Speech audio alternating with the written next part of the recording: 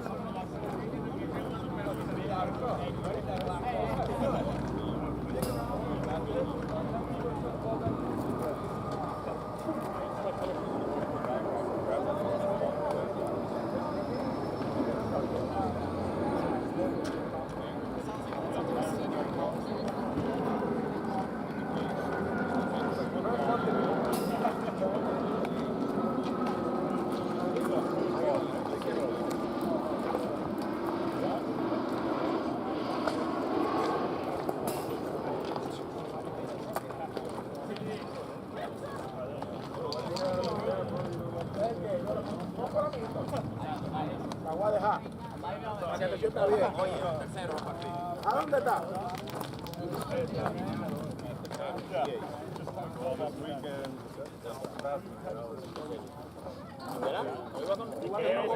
El que estaba en el puente cero.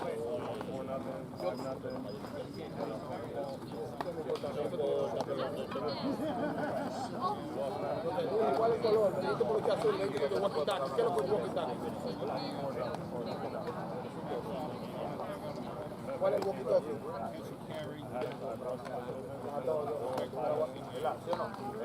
Yo la voy a comprar porque yo no bebo.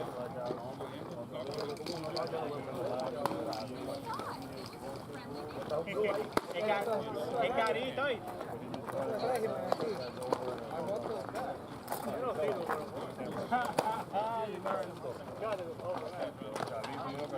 Bajé porque tú sabes, es una película, con ella.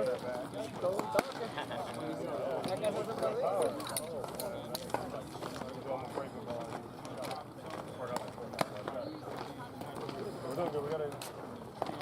Al menos me estén contando con el WAL.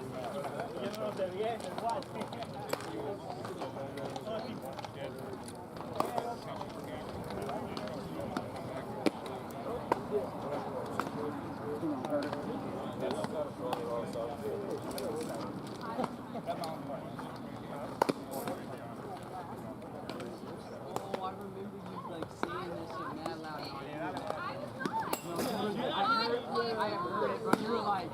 You said it weird, like, I don't know. Yeah.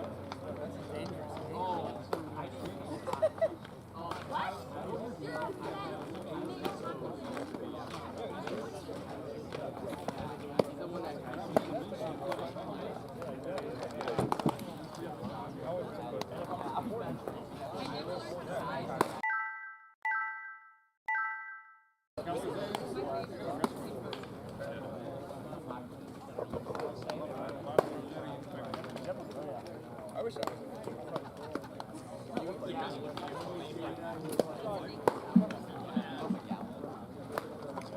This is okay. Like, a couple days, okay. You know,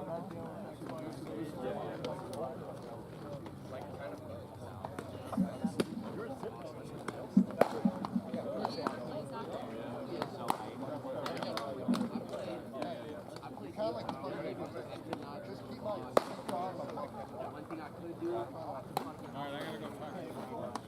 would go on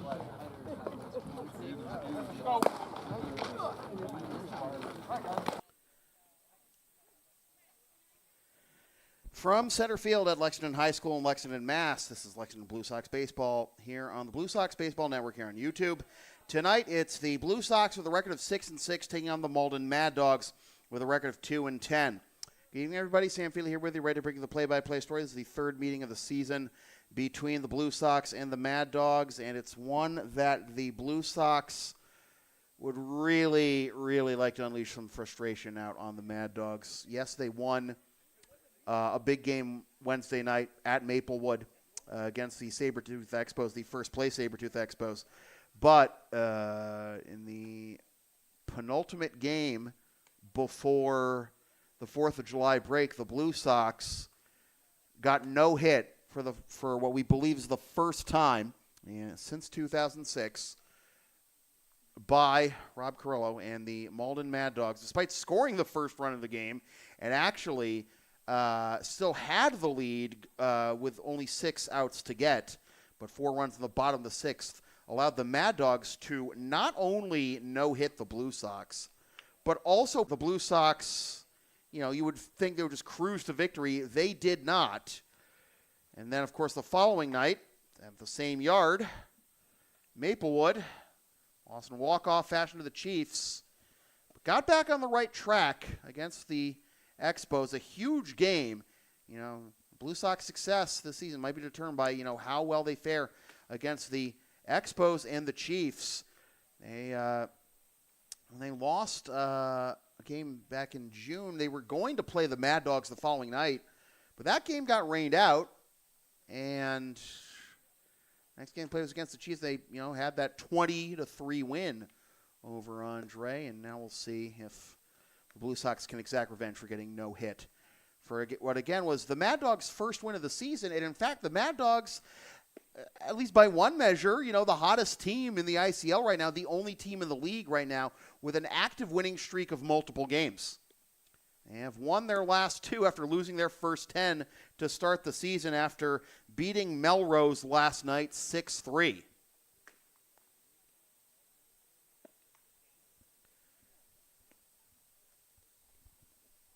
Blue Sox in baby blue and the Mad Dogs in royal blue as we're just about ready for some baseball. Steve Bangs taking the mound, the right-hander for the Blue Sox, and this is the Mad Dogs lineup he will face. Hector Roman's going to lead it off in center, followed by Matt Travisano at second. Chris Alfaro is in left. Connor Hanlon is in right. Damian Brown is at short. Sam Browning is at first. Ben Crato is behind the plate. Lawrence Tang is at third, and Malik James rounds out the lineup as a DH. Ryan Renetta is the starting pitcher tonight for the Mad Dogs. We'll give you his numbers. before he throws his first pitch.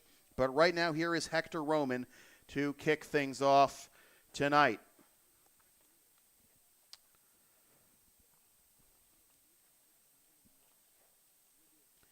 Roman playing in his 5th game of the season. He is slashing 200, 273, 200 with 1 run scored, 1 RBI, 1 walk, 5 strikeouts. Steve Bangs, right-hander for the Blue Sox, winds and delivers the first pitch at 8:02. Chopper up the middle at second, and it ricochets over towards the shortstop spot. Henry Fleckner getting the start at second tonight, and Roman's going to reach. It's going to be an E4 to start the ball game. So Roman's aboard. 8:02 first pitch. And now here's the second baseman, Matt Travisano. Travisano playing in his 7th game of the season as he takes ball 1. Slashing 429, 579, 500, 1079 OPS. 6 hits, including 1 doubles. It's a strike. 1 RBI, 2 runs scored, 5 walks to only 2 strikeouts. Count is 1-1 with Roman at first after reaching on the error by the second baseman Fleckner. Swing and a miss. Strike 2.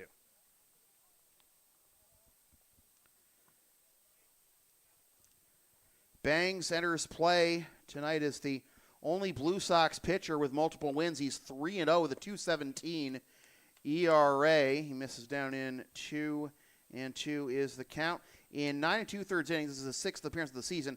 He's allowed 6 hits, 3 earned runs, walked 5, struck out 11, surrendered 1 homer. Pitch against the Mad Dogs on June 6th as that's fouled off, stays 2-2.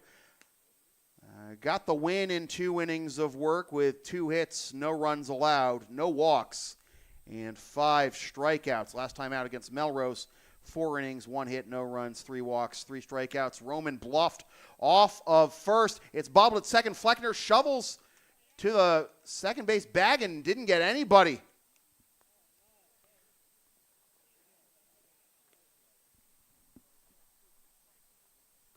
So back-to-back errors at second to start the ball game. First and second, nobody out for Chris Offero.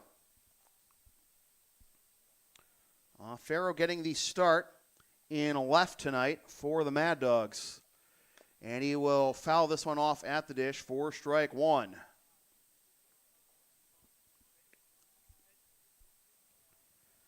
Offero, OPS of 1040, batting .316, 2 doubles, 1 homer, 3 RBIs, 6 walks to 8 strikeouts.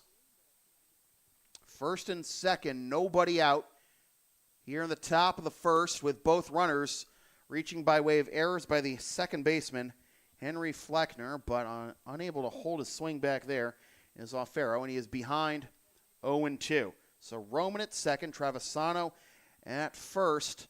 Travisano was hustling down the line, so I don't know if they would have been able to get him the way that ball was hit, but a big swing, and oh no, he fouled it off just barely. Looked like he was just too far out of his reach, but Offero just able to get a piece there and stays alive at 0-2.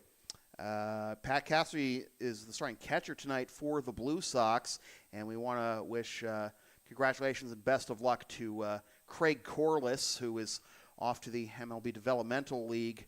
One of the MLB Developmental Leagues in Virginia, right? The MLB Draft League, that's right. And a swing and a miss by Offero for strike 3, so a big first out there. And what a way to cap off your season with the Blue Sox, Craig, with the what eventually proved to be the game-winning 2-run home run in that 4-run 6th against the Expos last night. So 1 down here as Bangs picks up the strikeout, and here's the right fielder, Connor Hanlon. And he grounds this one the other way. That's through for a base hit. And they're going to hold Roman at third as DJ rifles it in. So bases loaded, 1 out. Good piece of hitting the other way.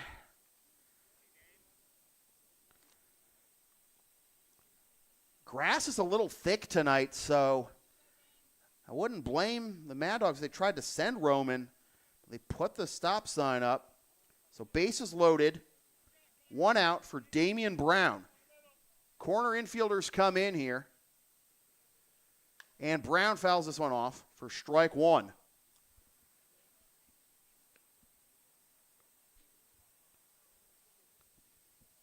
Hanlon, before that hit, was batting .241 on the season with 1 double, 1 triple, 4 ribbies.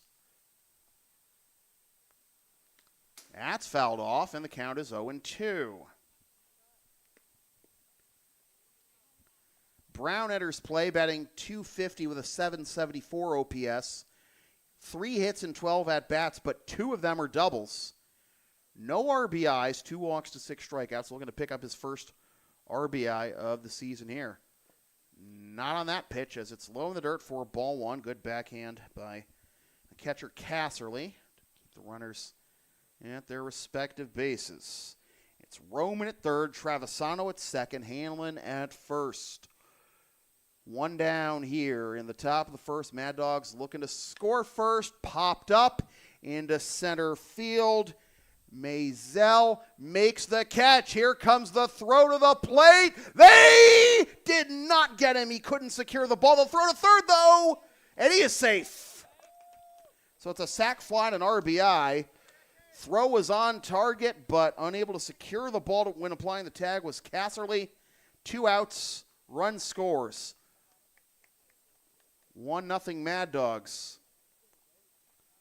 First and third. Roman scores. Brown with the sac 8. And then Travisano to third. And that's the first baseman, Sam Browning. So Brown does get his first ribby of the season. That'll be down low for ball 1 to Browning.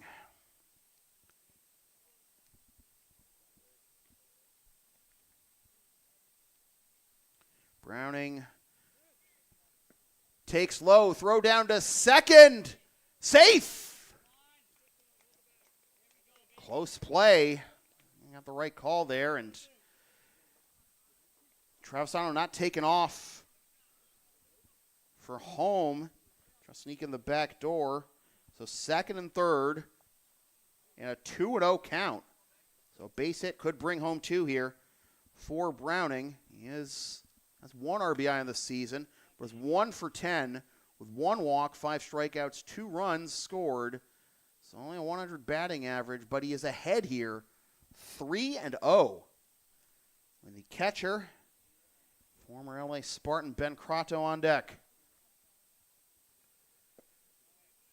4-pitch walk to Sam Browning, a man hitting 100 this season. Bases loaded for Crotto. We've had 2 errors, a single, a steal, a sac fly, and now a walk. Bases reloaded for the Mad Dogs. Here is Crotto.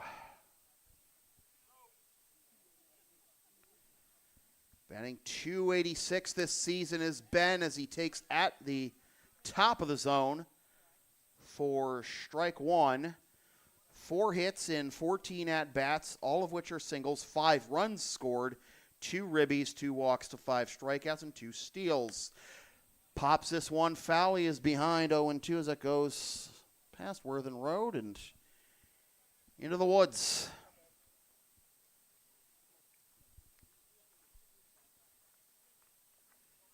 Travisano at third, Hanlon at second, Browning at first.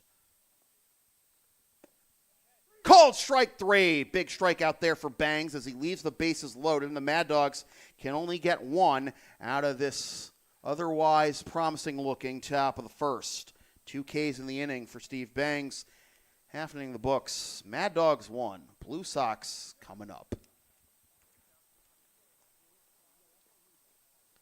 So with the top of the first in the books and the Blue Sox able to not let things get out of hand, here is the Blue Sox lineup. Anderson Jimenez is going to lead it off at short, followed by Austin Maisel in center. Julian Alvarez is in right. DJ Johnson is in left. Pat Casserly is behind the plate. Andrew Salima is the DH. Henry Fleckner is at second. Joe Auger is at first, Brian Acosta is the extra hitter, and Pete Dudonakis is at third. The starting pitcher for the Mad Dogs tonight, as mentioned, Ryan Renetta. And Renetta will be making his third appearance of the season. He has no decisions and a 4.20 ERA in 5 innings of work. He's allowed 6 hits, 3 earned runs, 2 walks, and 5 strikeouts. And if you're wondering why is 3 earned runs in 5 innings a 4.20 ERA, and it is because the ERA in the ICL is out of 7 because we play 7 innings regulation.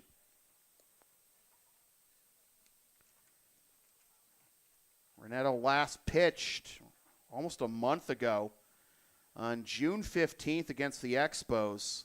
Went 2 innings, allowed 4 hits, 3 earned runs, walked 1, struck out 1. He is in his second season. He's in his second season with the Mad Dogs. Last year was 1-2 in 6 games with a 7.74 ERA in 12 2/3 innings. Allowed 19 hits, 16 runs, 14 of which are earned. Walked 4, struck out 15, surrendered 1 home run, and threw 1 wild pitch. He faced the Blue Sox once last year on June 16th, took the loss, going 3 1/3 innings, allowing 5 hits, 10 runs, 8 of which were earned, walked 2, struck out 6.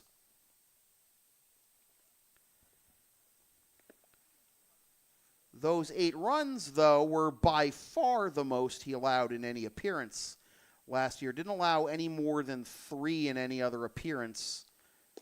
And that was in 2/3 of an inning against Reading on June 26th of last year. So we'll see if the Blue Sox can make it hurt again against Renetta. As here is Anderson Jimenez to lead things off in the bottom of the first.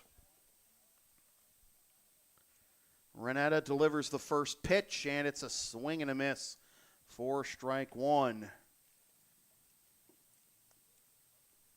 Jimenez entering play, 9 for 27, 333, no extra base hits, 4 ribbies, and he takes low for ball 1 to even the count.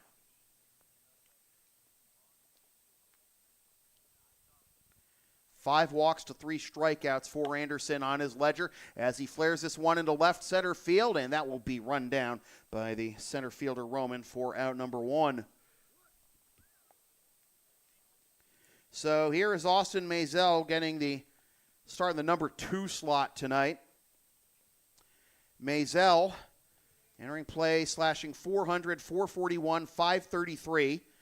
12 hits in 30 at-bats, 2 doubles, 1 triple, 6 ribbies, 3 walks to 6 strikeouts.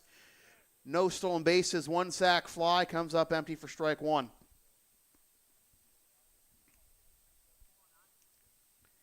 Jimenez, Maisel, and Alvarez due up here in the bottom of the first as Maisel is behind 0-2. Off the end of the bat into left center field, and that'll get down for a base hit. Same kind of placement there as Jimenez's piece, but got down before Roman could catch up to it. So a runner on with 1 out for Julian. Julian has been eating worlds all year, but Wednesday night against the Expos was silenced, which is a rarity. Still on his play with a 1234 OPS. Who am I to judge? I mean, even Joe DiMaggio, didn't hit in 57 consecutive games. But Julian's been having a great year. I mentioned the 1234 OPS, 3 homers, 11 RBIs, 6 walks to 6 strikeouts. That pops off of the mitt of the catcher Crato, and up to second goes Maisel on the pass ball. So 2-0 count, and a runner in scoring position for Jules. Again, an uncharacteristic showing for Julian last night. 0 for 4, 3 strikeouts. Trying to snap out of it here, but comes up empty for strike one. Actually only has one hit in his last 9 at-bats. Hoping to break out here. Well, maybe he can tie the game here for the Blue Sox. And he'll get it into right center, and that will be off the base of the wall. On his way home is Maisel as he trades places with Julian. All is right with the world. Julian's got an RBI, and it's 1-1.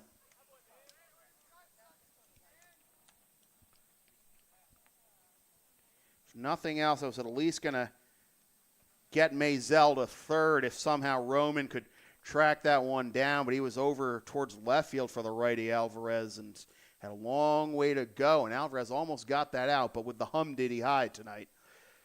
Again, thick air and everything, but then again, I said the same thing about the home run this man hit on opening night against the Bulldogs. And, DJ takes ball 1-0. DJ's still looking for his first ribby since that solo shot. Just a bit out in front of that one, and it is 1-1.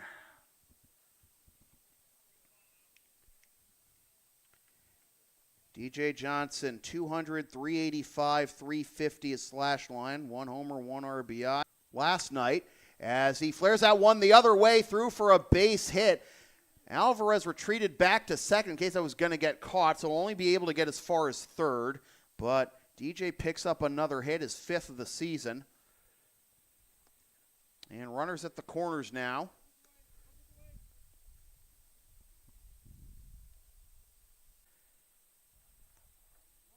No stranger to catching duties, of course, with the Blue Sox. But Craig now in the MLB. A few more catching assignments here as he skies this one into center field. Back goes Roman. He tracks it down, and tagging from third is Alvarez to give the Blue Sox the lead, 2-1. DJ holds it first. Casserly with a sac fly and an RBI.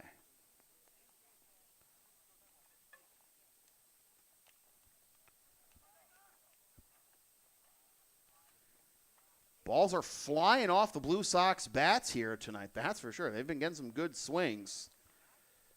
Both Alvarez and Casserly just coming up just short of home runs.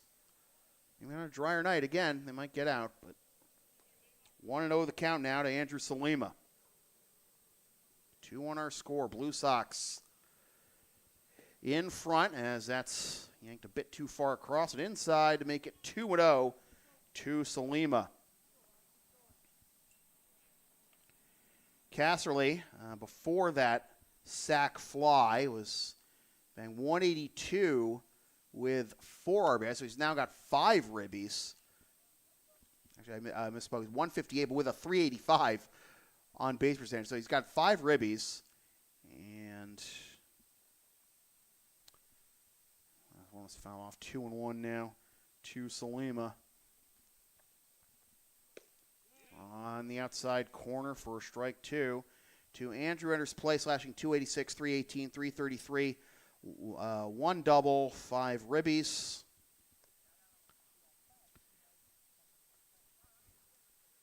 Johnson at first. Well, had an interesting time at first base the other night after reaching on a wild pitch strike 3, but Salima swings through that one for strike 3, and he is retired. And as are the Blue Sox here in the bottom of the first, but they take the lead with 2 runs on 3 hits and leave 1. 2-1 Blue Sox, after 1 complete.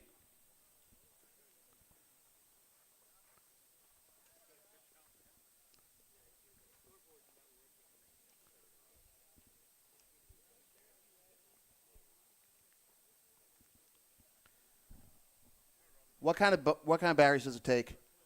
I've got double A's here, actually.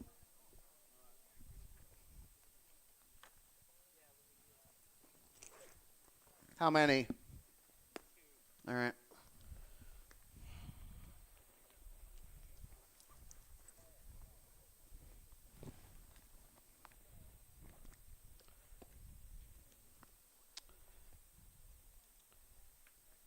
Try these.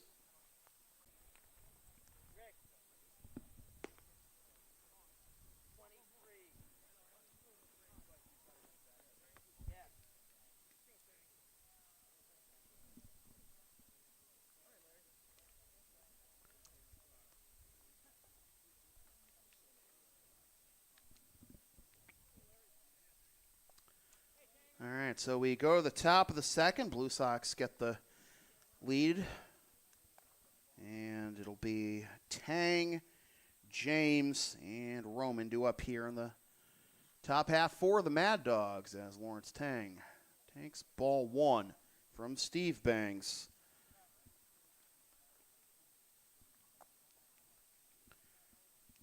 Mad Dogs load the bases with one out in the top of the first, but only got one run out of it. 2-0. Tang getting the start at third base tonight for the Mad Dogs. Center's play slashing 235, 435, 294. One extra base hit out of 4 hits and 17 at-bats and 5 walks and 2 ribbies. And he'll pick up walk number 6 here, a leadoff walk for the Mad Dogs. So leadoff man aboard for the second consecutive inning for the Mad Dogs. And here is Malik James, the designated hitter. James playing only his 5th game of the season. He is 0 for 6 with 4 strikeouts. Possible sack bunt situation, but they're going to let him swing the bat. He holds up here, and it's strike one.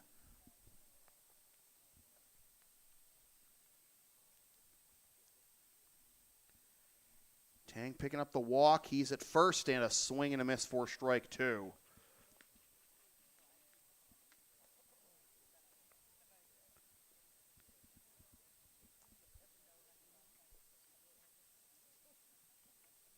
Swing and a miss. Good morning, good afternoon, and good night, Malik James. Strikeout number 3 already for Steve Bangs. 1 down. And the left turns and then came around to score the Mad Dogs' first run.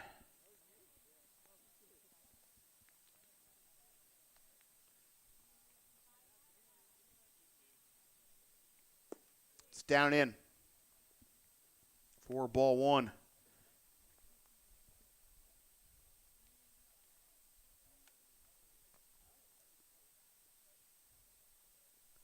Tang bluffs off of first, and it is 2-0.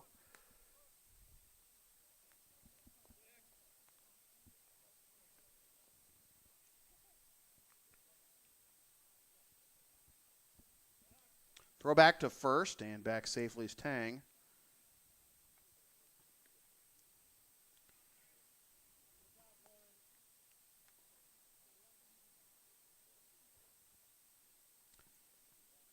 Swing and a miss. And Bangs in the count here at 2-1. Now Tang's .435 on base percentage. Another pickoff attempt, but it's back safely. Not enough to get on the Intercity League leaderboard for on-base percentage. He has enough plate appearances as Rome's going to try and bunt his way on, but fouls it off at strike 2. Austin Mazel and Patrick Solomon squeezing him out at .441 each. Juan Parra leading the ICL on-base percentage at .596. Just behind him is teammate Teddy Jube at .561. Hey, Teddy, how you doing? 2-2 the count. 1 out. Just high for ball 3.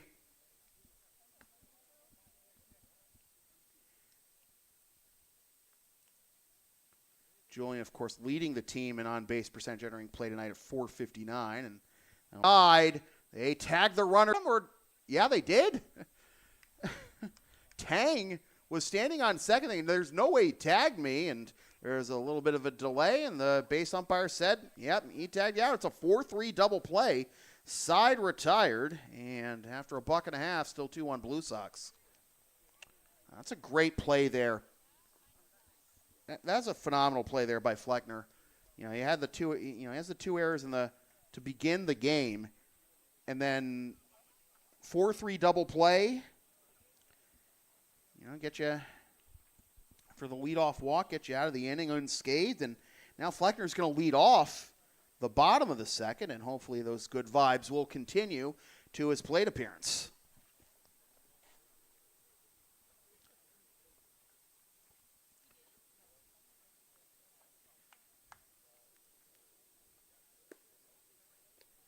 Looking at the ICL leaderboard right now, Juan Parra is first in batting average, on-base percentage, and hits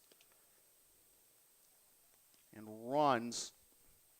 The gap between Parra and Ryan Cloutier of the Expos for the league lead in runs scored is absurd. Like, Parra's got 21, Cloutier's got 14. And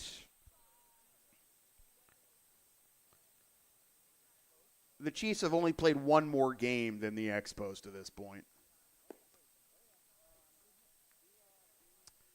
These two teams are going to be back at it tomorrow, Monday rather, weather permitting. There is some nastiness in the forecast the next couple of days, but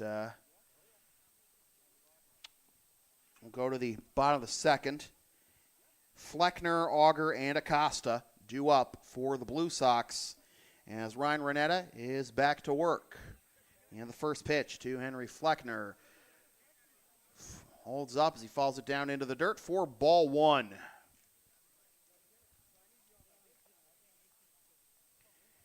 Henry over towards the Mad Dogs dugout, and nobody's got it. It's strike one.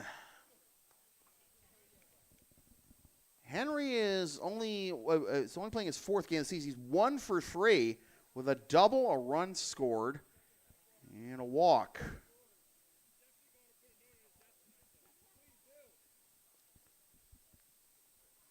Last played on June 26th against the Lexington Bulldogs. Just high for ball two, 2-1. Just change the f-stop a bit, folks, on the camera. Got to let a little more light into the lens with this cloud cover. All right. Last pitch was fouled off, 2-2.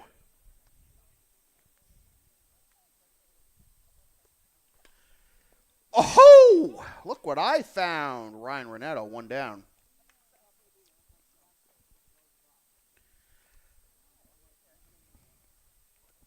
Good effort by Fleckner there. Saw the looping curveball come in, waited it out, tried to smash it up the middle, but Renetta's glove in the right place there. One up, one down. Here's Joe Auger getting the start at first tonight. And he takes strike one on the inside corner as Renetta bends that back into the inside. Swing and a miss. Auger's behind 0-2, looking for his first hit of the season. He's 0 for 7, but he's walked 4 times and scored 2 runs. On-base percentage matters.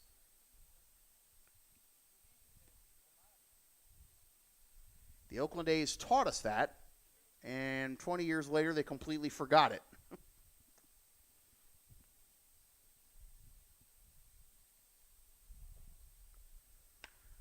Liner to the left side and through for a base hit. Good piece of 2-strike hitting by Auger. Picks up his first. 1 on, 1 out. And here is Brian Acosta.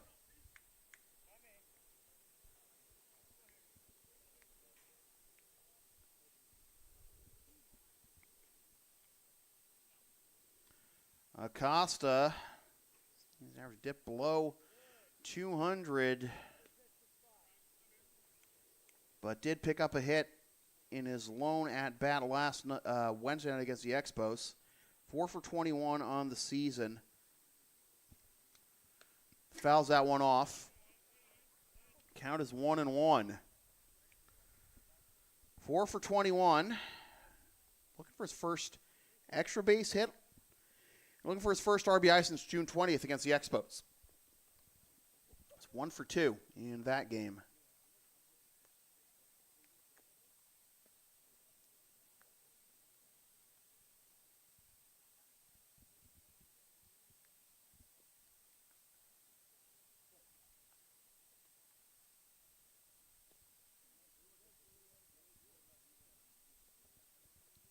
Swing and a miss for strike 3. Throw down to second is not in time. Strike 2, rather. Strike 2. Got a little bit ahead of myself. 1 and 2.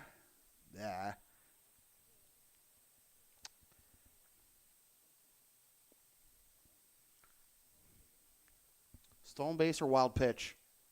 Yeah. That's what I thought. Auger wasn't going with the pitch. There is strike 3. Auger's going to get to third easily. Throw to first is in time to complete the strikeout on Acosta.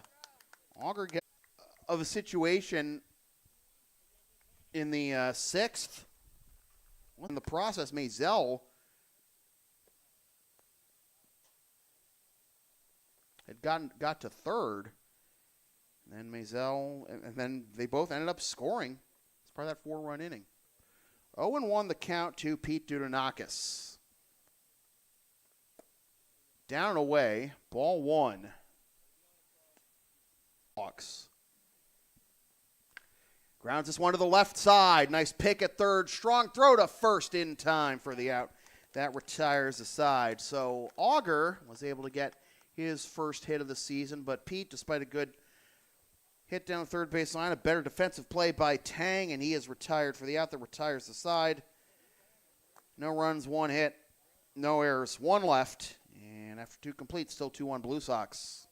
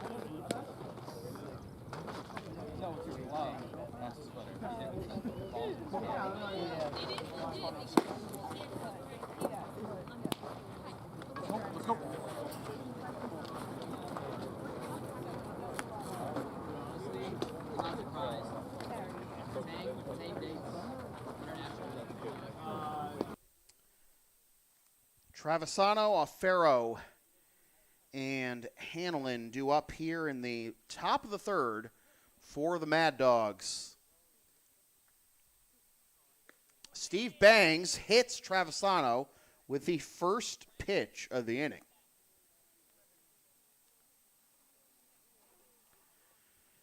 So the Mad Dogs have had the first runner on, the leadoff man on, in each of the first 3 innings. None of them getting on by way of the hit. They still only have 1 hit so far, the single by Hanlon, and their only run was driven in on the sac fly by Damian Brown. Here is Alfaro, who struck out swinging for the first out of the ball game with runners at first and second. Tano's been on base twice without the aid of a hit. He's 0 for 1 for reaching on the second error of the inning in the first inning. Fouled off again, and it'll be 0-2.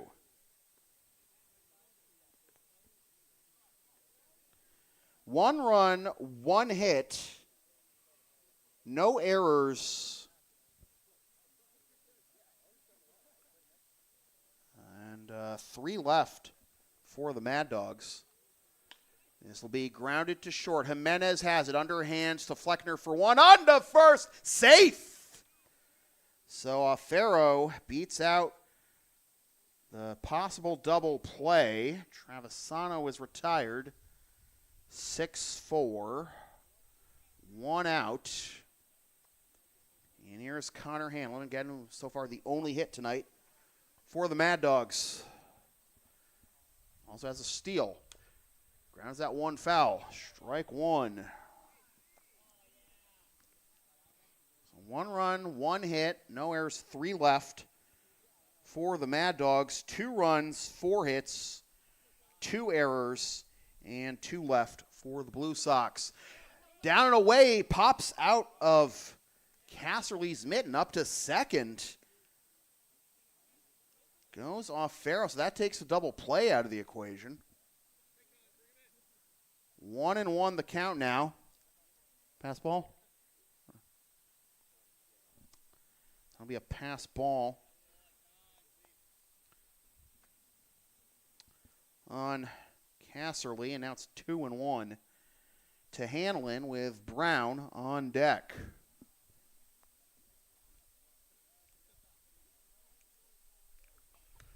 Fouled straight back. Close and personal. 2-2 the count.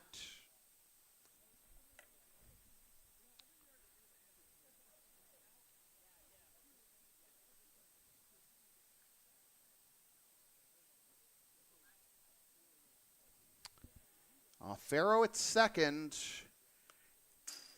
Popped into the screen. Once again. Can they bring him home? Bring home the tying run. Not there. Swing and a miss. Strike 3. 2 down. And here is Damian Brown. If you're experiencing buffering or connectivity issues, folks, watching this stream, we are it's cloudy, and I'm sure we might have some network interference just with the how the weather is, but we've got it here at 2-1. 0-1 the count now to Brown. Again, a sac fly, giving the Mad Dogs the lead in the top of the first. So far, it's still their only run. See if unplugging the, unplugging my tablet helps at all. Sometimes, it's charged enough for the rest of the game, but I have noticed that, sometimes depending on the weather, the weather can mess with the electronics, and depending on the weather and whether your stuff is plugged in can mess with it too, I've noticed. So that's in the dirt 1 and 2. It was cold enough in my stuff, and my tablet I used as my hotspot was plugged in, and that messed with it. I don't know why, but also a lot more people here tonight. Well, it's a Friday night. It's Friday Night Lights. You can expect that. That'll be a wild pitch. But we're on our third now. 2-2 with 2 outs here in the top of the third. Steve Bangs trying to get out of this one with the lead still intact for the Blue Sox. Hit the first batter of the inning, Travisano, with the first pitch of the inning. And then the Blue Sox unable to turn a 6-4-3 double play. They got Travisano, but Farrow beat it out at first. Got to second on a pass ball, got to third on a wild pitch, as you just saw, with Hanlon striking out in between. And another strikeout for Bangs as Brown goes down to retire the side. Strikeout number 5 for Steve Bangs through 2.5. It is still 2-1 Blue Sox.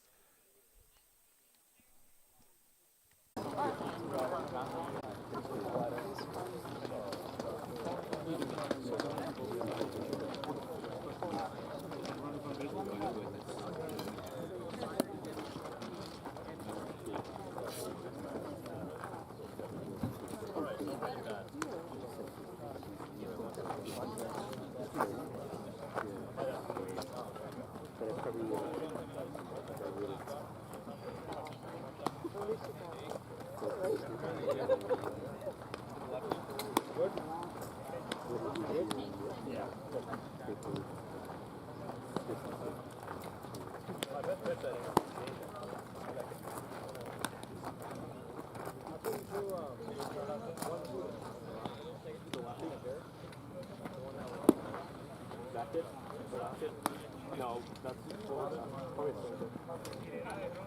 well, I don't know, it's just now and stuff, it's like,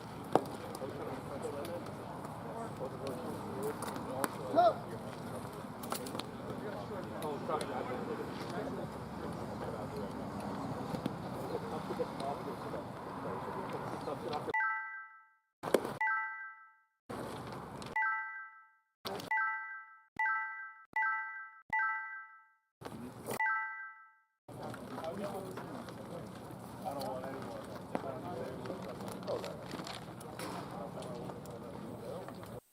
All right, we go to the bottom of the third.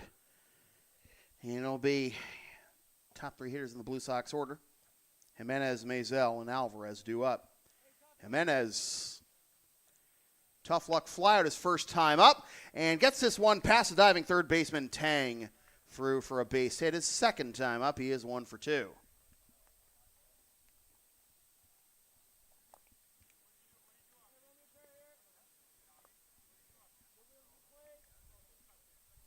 First pitch swinging, and Jimenez able to get it through the left side. I've seen Tang make one nice defensive play tonight, and that was to rob Pete Dudonakis of a hit to end the second, but Lightning does not strike twice, at least not in a row anyways. Mazel fouls that one off. 0-1. Jimenez with, as I said, a tough luck fly out to center his first time up, but Mazel with better luck and a similarly placed hit for a single, and came around to score on Alvarez's double in the first. Waits on this one, flares it down the right field line. It's down for a base hit. Jimenez takes a wide turn at second, and oh, get back, man. First and second.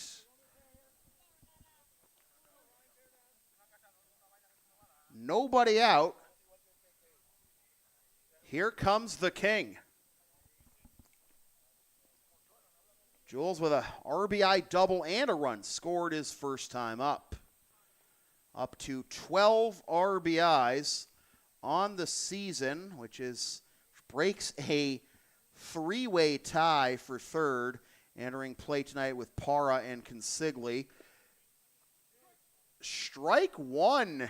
Yeah, those breaking balls, sometimes they can really mess with you. Looks like it's going to drill you in the face, and it comes back to the top of the zone.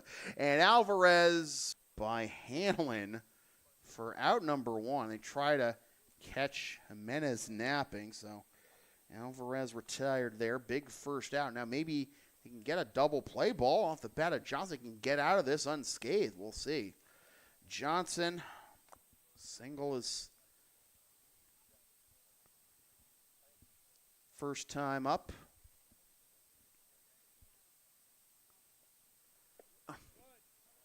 Well, you can go after it and try to go yard. That'll get through to the right side for a base hit. Anderson is going to be held at third. So the bases are loaded with one out for Pat Casserly. For DJ, that's his first multi-hit game since opening night against the Bulldogs, as that is down low for ball one.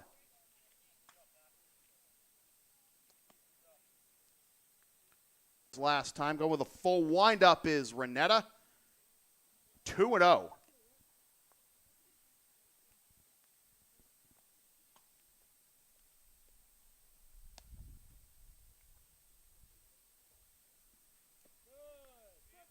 Floater to the outside there for strike one, 2-1. Sure, the Maddogs like nothing better than like an easy comebacker here. Oh, 2-2.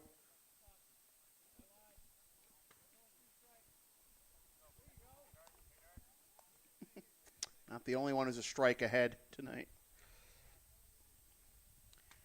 All right, not expecting the high heat here from Renetta. Gotta wait it out, see what you can do with it. Grounder to second, to the shortstop for one. On to first, double play. 4-6-3 double play, and the Blue Sox come away empty-handed in the bottom of the third. No runs, 3 hits, 2 left. It's not a noble tiger, but it stings, not just the same. We go to the fourth. Still 2-1 Blue Sox.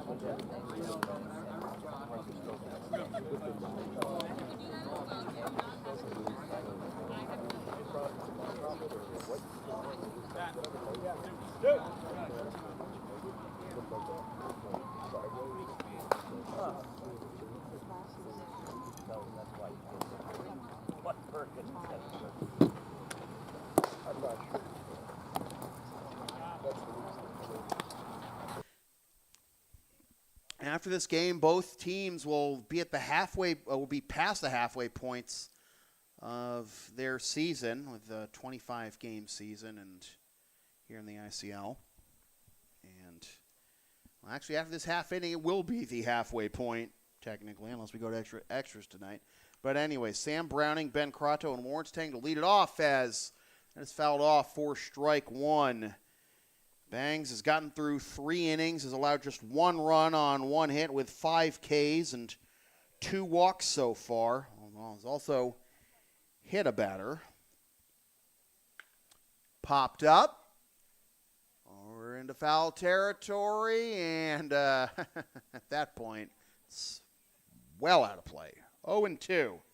Can't knock the hustle by Auger. Is Jules coming in there too? Or am I thinking of Henry? All right, 0-2 the count. Regardless. All they've gotten home to this point. Bangs with the 0-2. Tried to get the inside corner, but dipped a bit too low, and it's ball 1. 1-2. Blue Sox loading the bases with 1 out in the third, but a 4-6-3 double play off the bat of Casserly. Leaves them empty-handed. Nice scoop! Oh, it's overthrown. It's going to go out of play. Dudinakis with a great effort to try and get Browning. I don't know if he would have had him with an accurate throw. Is it going to be a single and an E5? All right, so it is going to be a single and an E5. So, again, the Mad Dogs get the leadoff man aboard. First time they've done it with a hit. And here is Crotto.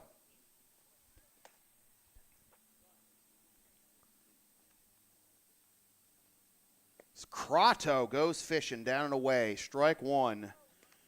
Caught looking to end that top of the first, with the bases loaded and hoping to tack on some more.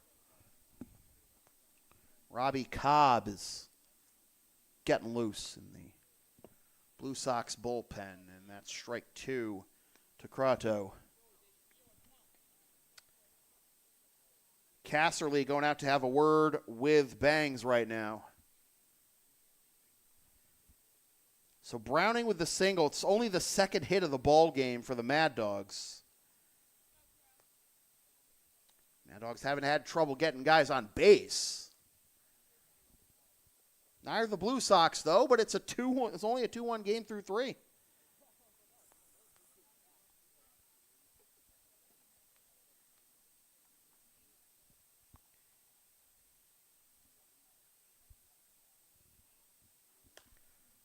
Fouled off, still 0-2.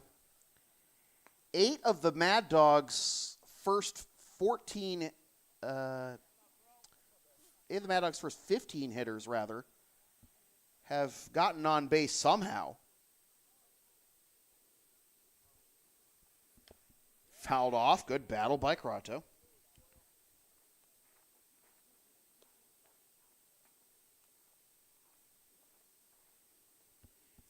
Compared to only 7 of the first 15 for the Blue Sox.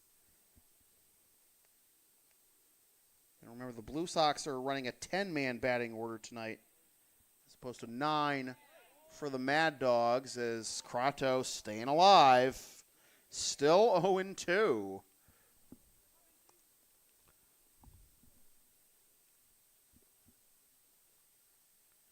All of our scoring done back in the first inning, but the Mad Dogs hoping to tie the ball game here with a base hit.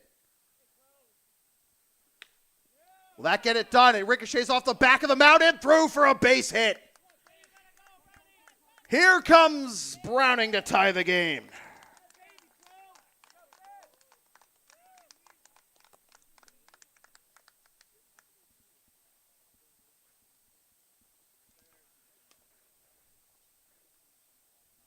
Back to where we started as Crotto picks up the RBI single.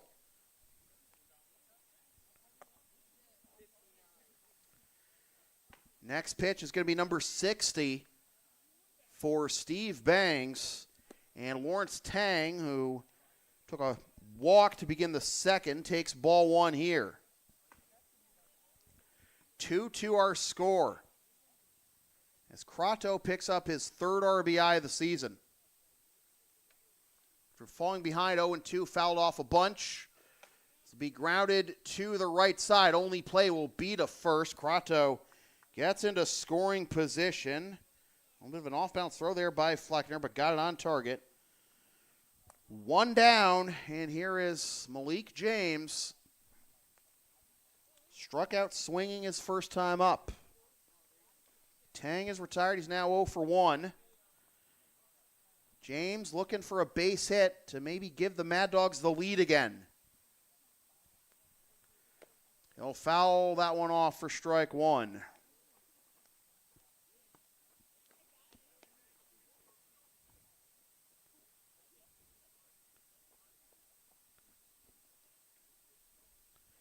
James 0 for 7 with 5 strikeouts on the season after striking out back in the second, but looking to get his first hit and make it a big one.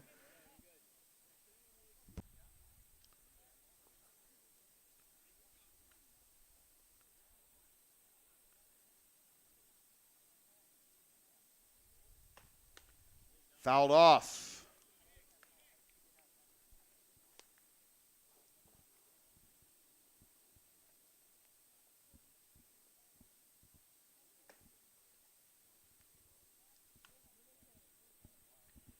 Crotto at second after driving home Browning with the tying run, then getting to second on grounder. Swing and a miss. Strike 3. 2 out now in the top of the 4th. The lineup turns over for the leadoff man Hector Roman, the center fielder.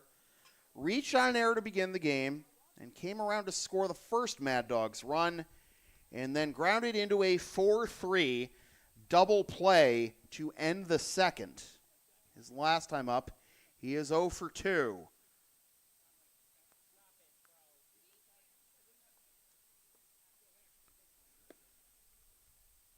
Can't hit the outside corner for ball 1.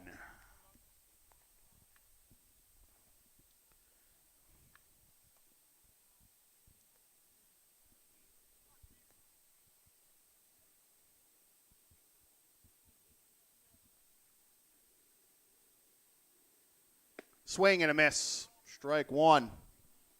Got to figure this will be the last inning for Bangs. I don't know as the last batter remains to be seen, but Rick has asked a couple of times about the pitch count. He's pushing 70 right now. The pitch count is. Rick is forever 21, right? Fouled straight back. 1-2.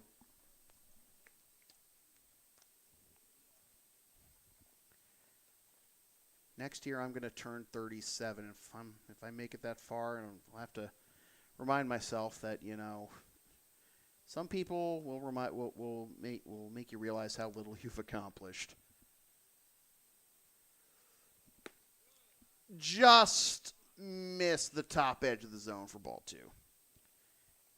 You know, I get to 37. You know, Tom Lehrer famously said at the time he was 37 years old, "It is a sobering thought that when Mozart was my age, he had been dead for 2 years." 2-2. Prato dancing off of second. Quick pitch, slung it way too high there. Ball three with Travisano on deck.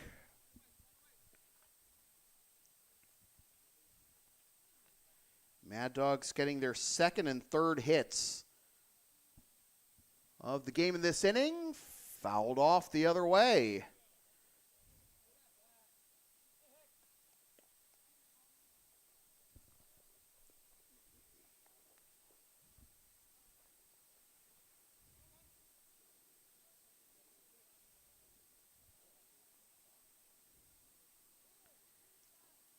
Right now, everyone in the Mad Dogs lineup has reached except for Brown and James, but Roman goes down on strikes to end the top of the fourth. The Mad Dogs equalize thanks to Krato's RBI single.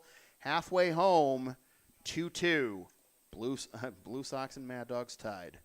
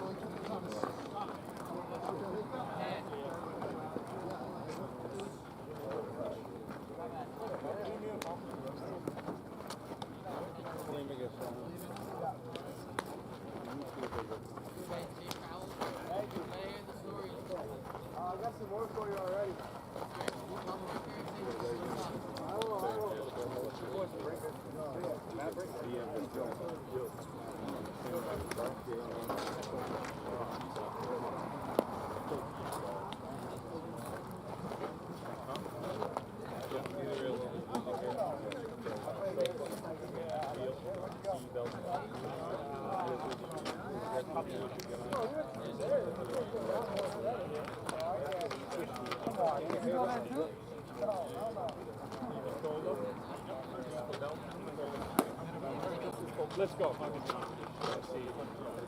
Take a deep breath and relax. Don't think.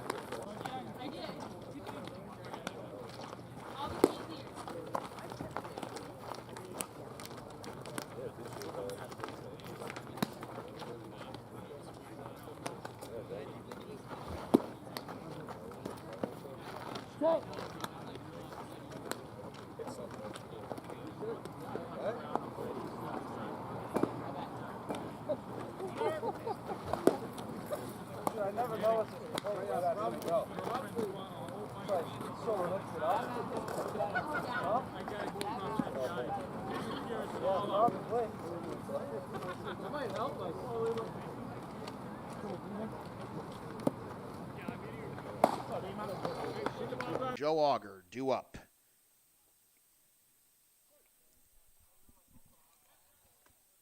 Renato winds and delivers. Salima takes down and away. Ball one. He struck out swinging. 2 and the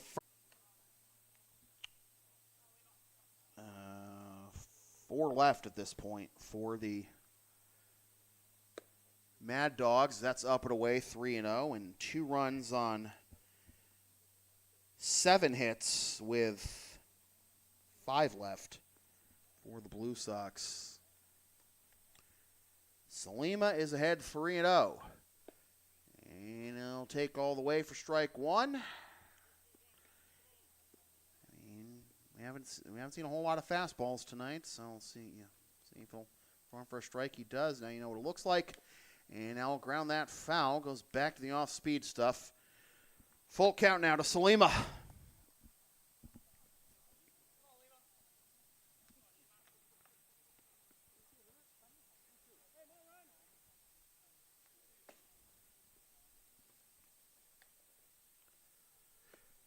Up and away for Salima is aboard to begin the bottom of the 4th, and now we're going to have a conference at the mound. We're also going to have a pinch runner at first, maybe here? Yeah. Well, don't know if we're going to have a change just yet, but we do have someone just now warming in the Mad Dogs bullpen.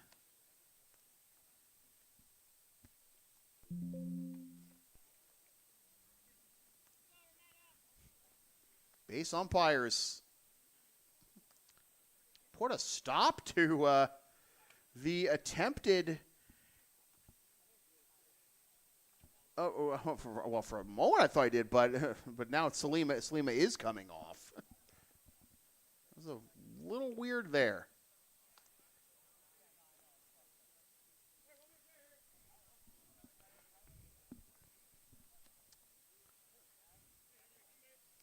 All right, so here is Henry Fleckner. He's going to square, pop it up into foul territory, but it lands for strike 1. Runner at first. Who is it? All right. So Brendan Walsh is taking over as the pinch runner for Andrew Salima.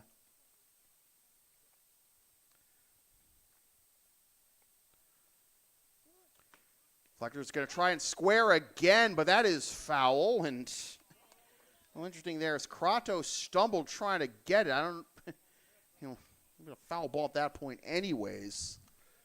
Don't want to hurt yourself there. But 2 unsuccessful sack attempts, and now Fleckner will have to swing the bat. His first time up, he did a good job staying back on an off-speed pitch from Renetta, but lined it right into his glove for the first out. On the second, throw back to as the first baseman Browning tied this game, his run after the leadoff infield single, getting to second on a subsequent error. A little blooper the other way and foul. And Fleckner stays alive at 0-2. 1 run in the first, 1 in the top half of this here 4th. For the Mad Dogs, both Blue Sox runs coming in the bottom of the 1st. Now the Blue Sox looking to reclaim the lead. Another throw to first, and again back safely is Walsh. So Walsh pinch running at first for Salima after Salima picked up the walk. Salima finishes his day 0 for 1 with a walk and a strikeout. Popped up. And caught just into shallow left by the shortstop Brown for out number 1. Walsh gets back to first base.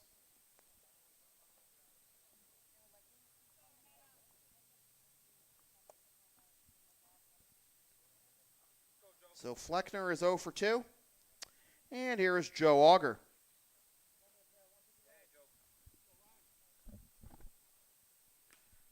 Auger fouls that one off for strike 1. Auger singled his first time up, got to second on a wild pitch, and then got to third on a wild pitch, but was stranded there. The Sox have left 5 runners in. A swing and a miss by Auger. And it is 0-2. Walsh looked like he was going to make a break for it, but got back to the first base bag without a throw. They're trying to send him here. He gets back safely. One other thing that occurred to me about, what could, if you're having, what could be causing, network issues, obviously, wildfire smoke, I don't know. It's humidity, smoke, it's smog, whatever you want to call it. 0-2 the count. Up high for ball one, 1-2, with Acosta on deck.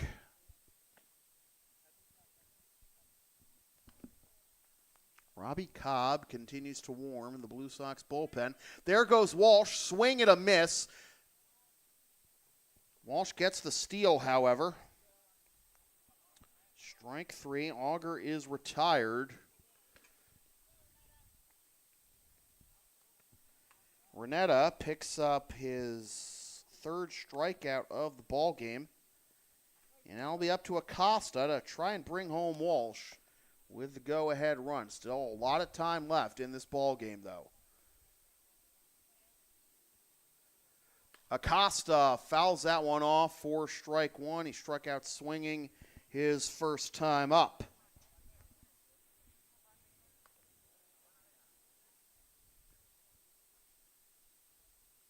Almost a replay of the DJ Johnson strikeout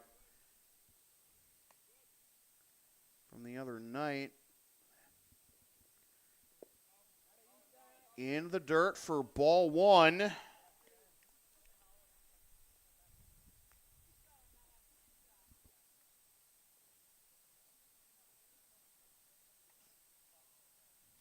One and one the count.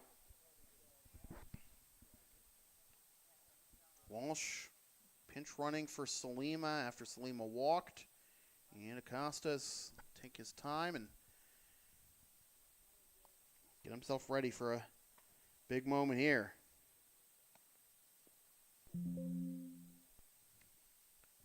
Walsh picks up his first stolen base in his first attempt of the season. As that's low, it's a double clutch by Crato, and to third goes Walsh.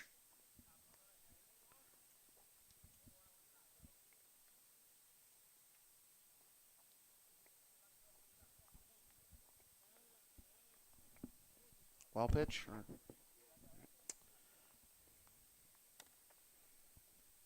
So that is wild pitch number 3 for Renetta.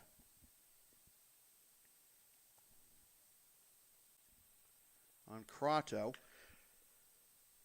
Foul to the right side. Heads. 2-2.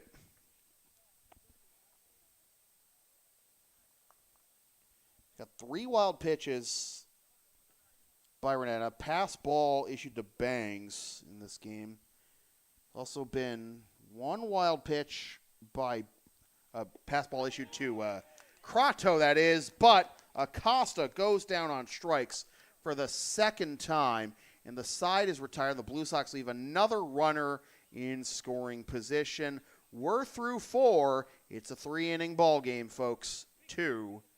As I was saying, 3 wild pitches for Renetta, 1 wild pitch for Bangs, and a pass ball each for Casserly and Crato. And now, Robbie Cobb will take over on the mound for the Blue Sox.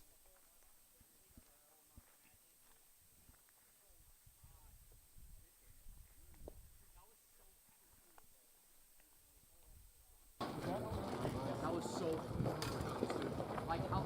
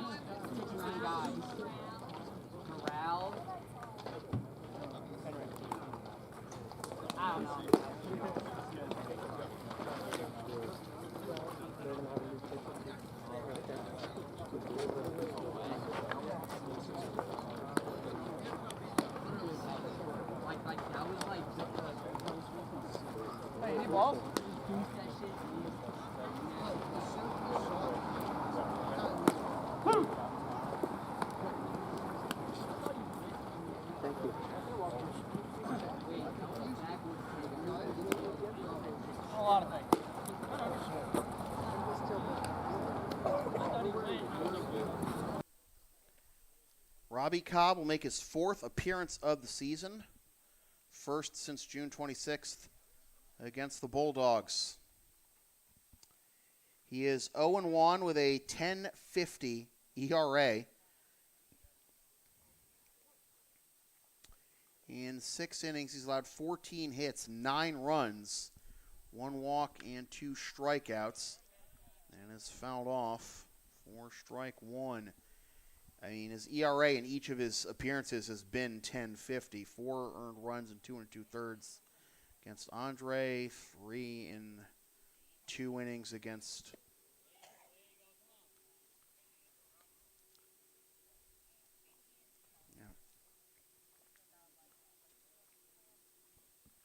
One and one, the count to Travisano's 0 for 1.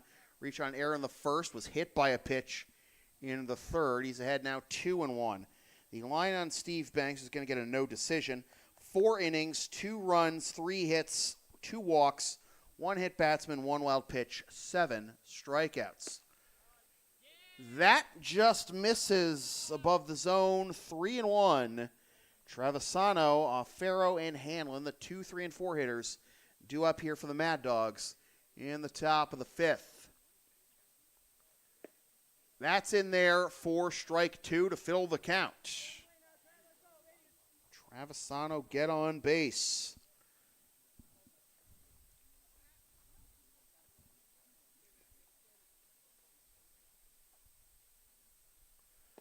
He can. A leadoff walk. The Mad Dogs have had the leadoff man aboard in every inning tonight. And both of their runs have been the leadoff man in the inning.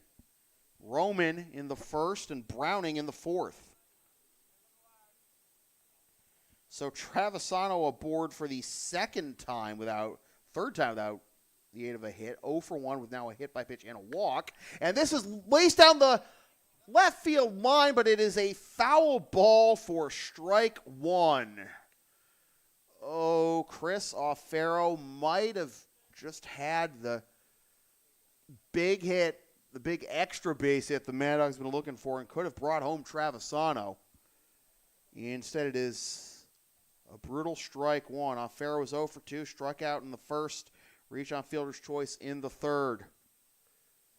Swing and a miss, strike 2.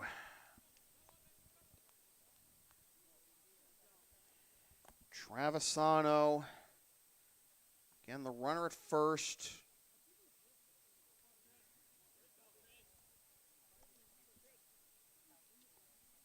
He has 1 for 1 stolen base attempts this season. Into center field, in comes Maisel, and it drops. First and second. Nobody out.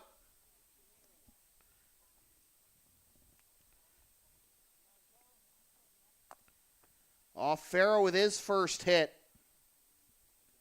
And here is Hanlon. 1 for 2. Single and steal in the first, strikeout swinging in the third.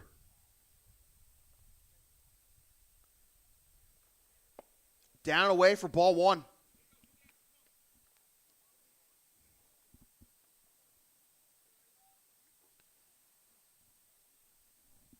Again, the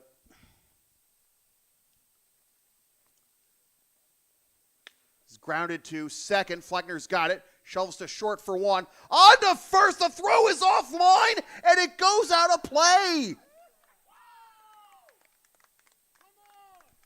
The Mad Dogs lead. Jimenez sliced that throw to the home plate side of first.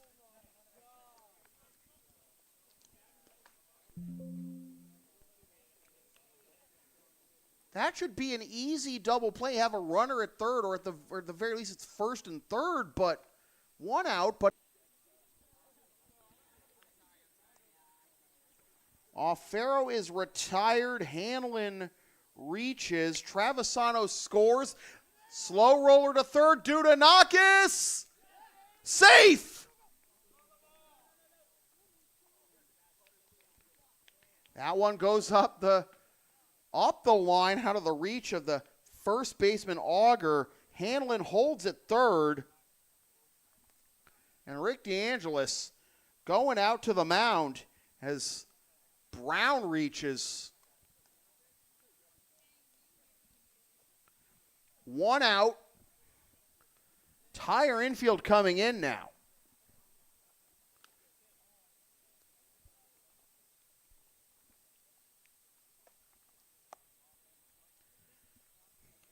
Point I was going to make before all this action happened was that in every inning that the Mad Dogs have scored, it wasn't just the leadoff man that got aboard.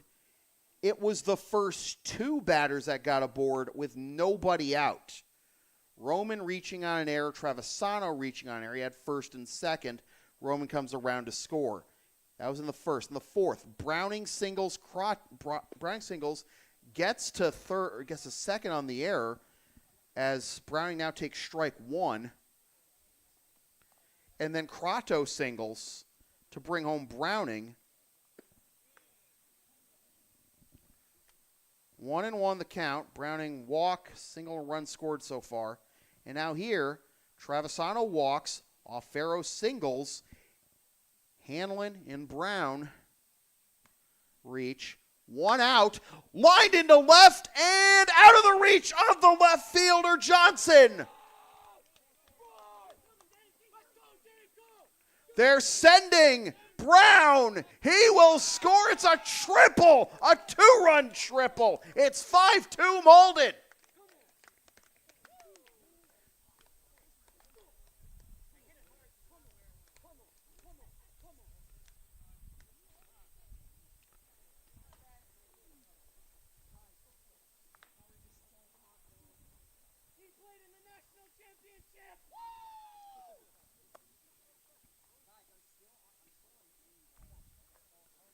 Still only 1 out in the inning. It is unraveling here for the Blue Sox. Pitching change.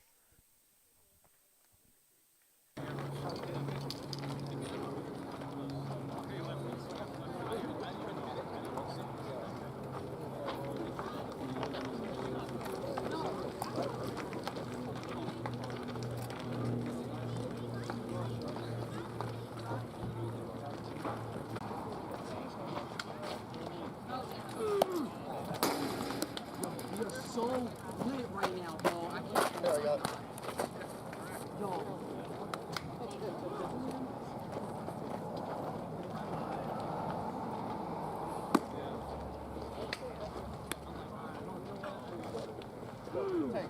Dude, I'm so turned.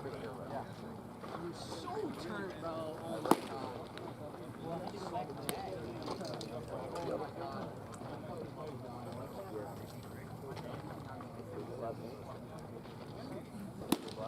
It's fucking actually ridiculous, bro.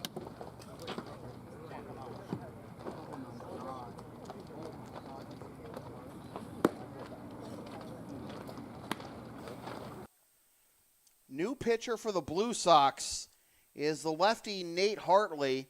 He is making his 4th pitching appearance of the season. He is not allowed a run in 4 1/3 innings of work. He's allowed 4 hits, 1 walk, and struck out 3. Pitched an inning against Malden on June 6th. No hits, runs, or walks with 1 strikeout. Last appeared on June 26th against the Bulldogs. 2 innings, 2 hits, no runs, 1 walk, 2 strikeouts. The infield comes in here with a runner at third and 1 out for Ben Crotto, who tied the game his last time up with an RBI single.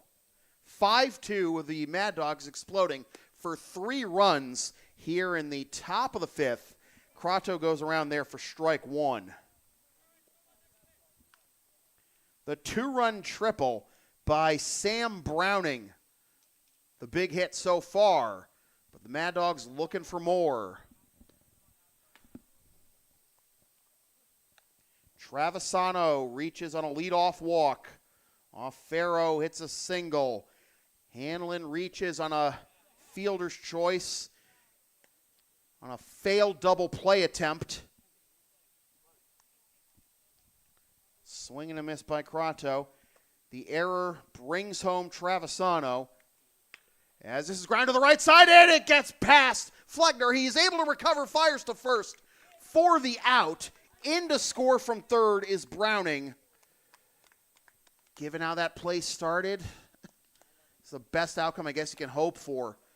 Tough ricochet, but Fleckner gets back to it before it gets into the outfield and gets the out on Crato. Run scores from third, Browning, 6-2.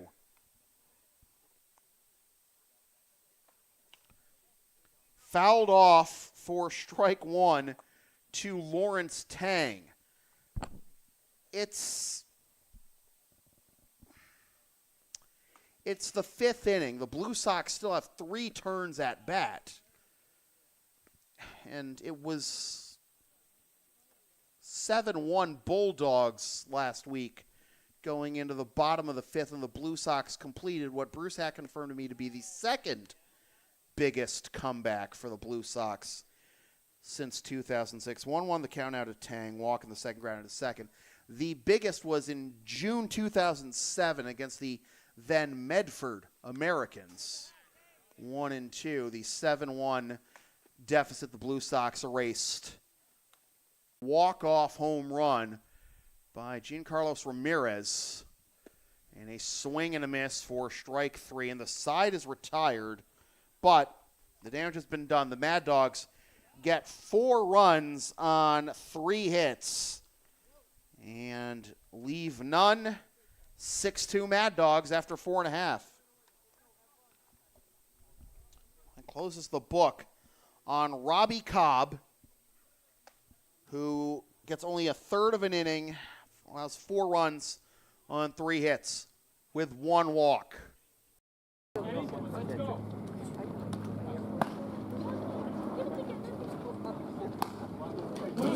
go. Pep talk there in front of the Blue Sox dugout. Let's go. One at bat at a I time. know Bella's here with us tonight too. See, and light a much needed fire. Got a new pitcher on the mound for the Mad Dogs. Just realized I was still on the ambient mic.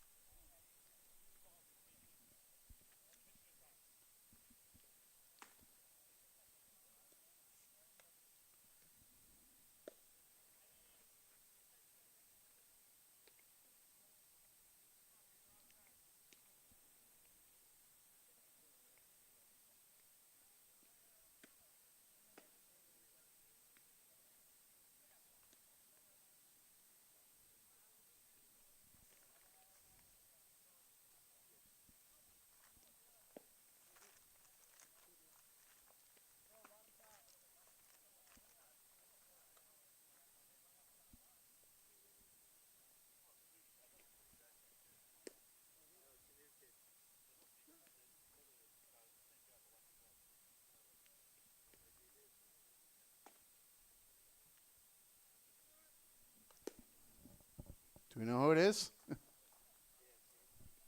Oh, it is Panza. Okay. All right, so Anthony Panza will take over on the mound as Ryan Renetta is now in line for the win for the Mad Dogs. Going 4 innings. Panza, his stats in a moment, but first, ball 1 to Pete Dudonakis. Dudonakis, a ground out to his opposite number, Lawrence Tang. His first time up. 2-0. Panza is making his 3rd appearance of the season. Hasn't pitched since June 22nd. That's ball 3, 3-0. Panza's 0-1 with that one loss, coming to the Blue Sox on June 6th. Went 2 1/3 innings, allowed 5 hits, 4 runs, 3 earned, walked 3, and struck out 3. Taken for strike 1, 3-1. His last appearance, a no decision against Andre on June 22nd.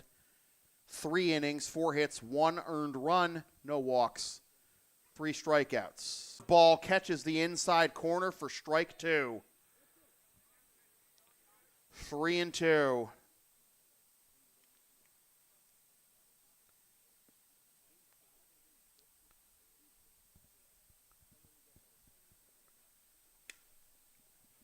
Grounder on a hop to short. It's bobbled. Throw on to first. Got him.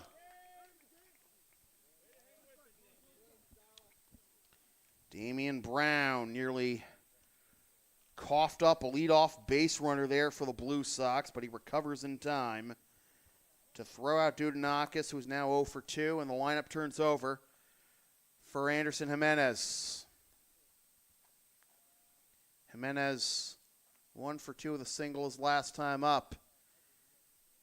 Blue Sox, I'm sure, ruining, being unable to get anything out of that bases loaded 1-out situation in the bottom of the 3rd. It's 0-1 to Anderson.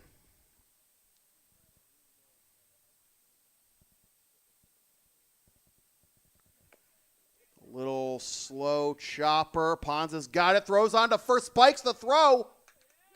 He got him.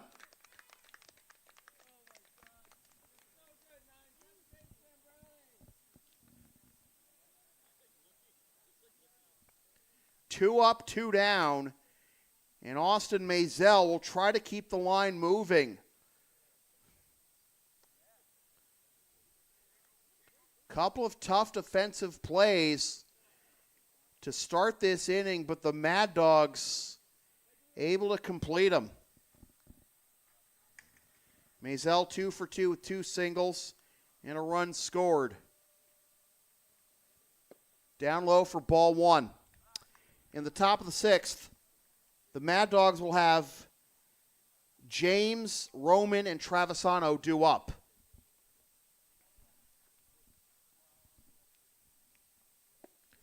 Swing and a miss for strike 1 to Maisel.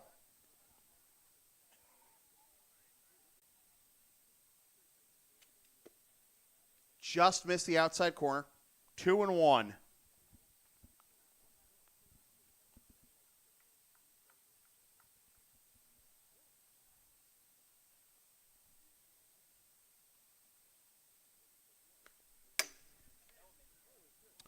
Two and two.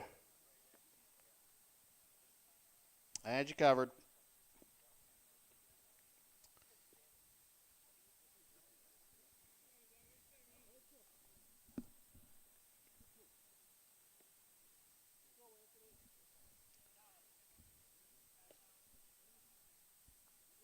Two and two to Maisel. Just high, full count. Alvarez is on deck. No matter what happens here, Alvarez cannot tie the game with one. Pop foul, out of play. That's healthy. So the line on Renetta, 4 innings, 2 runs, 7 hits, 1 walk, 3 wild pitches, 4 strikeouts. Ponza trying to get a 1-2-3 bottom of the 5th here. The Mad Dogs score 4 in the top half. Maisel still fouling them off. Not going to let him off the hook that easy.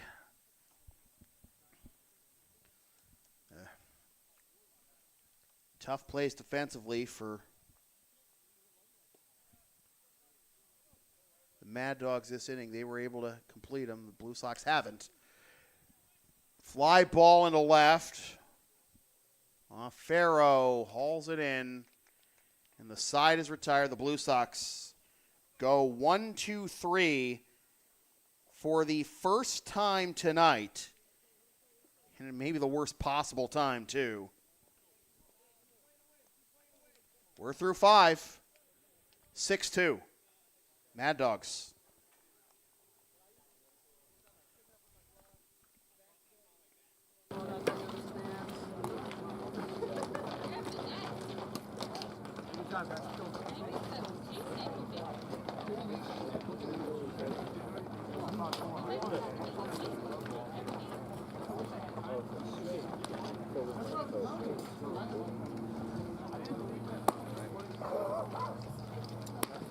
Now the Red Sox able to beat the Athletics tonight, 7-3. 5 runs in the bottom of the second. Did it for Crimson Colored Brethren.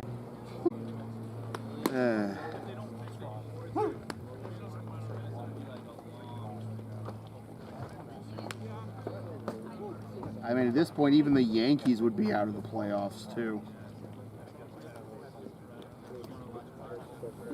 Rays, Twins, and Rangers would win the divisions. Wildcard teams would be Houston, Baltimore, and Toronto.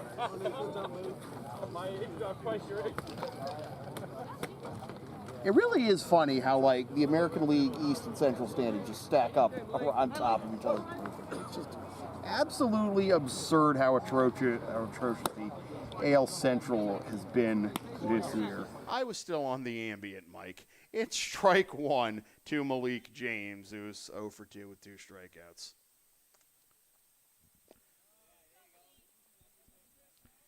It's one of those days, huh?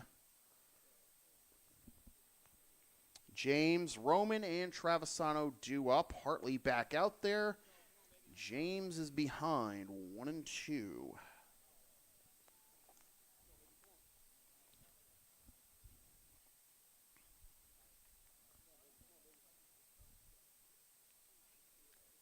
Down and away, 2-2.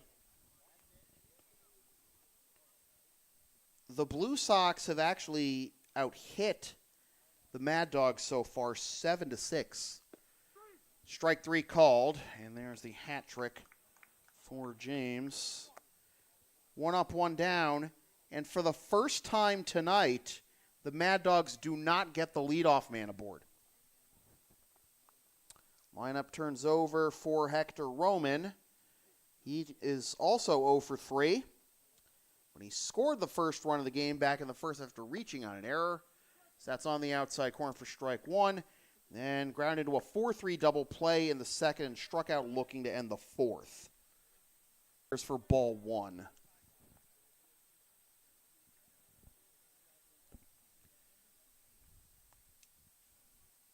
So despite Ryan Renetta allowing 7 hits with 1 walk and throwing 3 wild pitches, the Blue Sox are only able to get 2 runs off of them, both of them in the bottom of the first.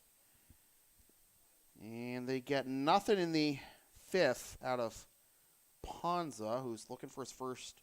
Well, Renetta would be in line for the win, and Ponza would get the save, looking for some kind of revenge. And that hit him. 2 strikes, ran in, got him close to the wrist there. And Roman is aboard. But that's the thing. You know, the Blue Sox have been out hitting the Mad Dogs, but they've allowed the Mad Dogs to get on base other ways way too many times, because you got the 7 hits by the Blue Sox, but they've only drawn 1 walk, because it's ball 1 to Travisano. That's literally all there is.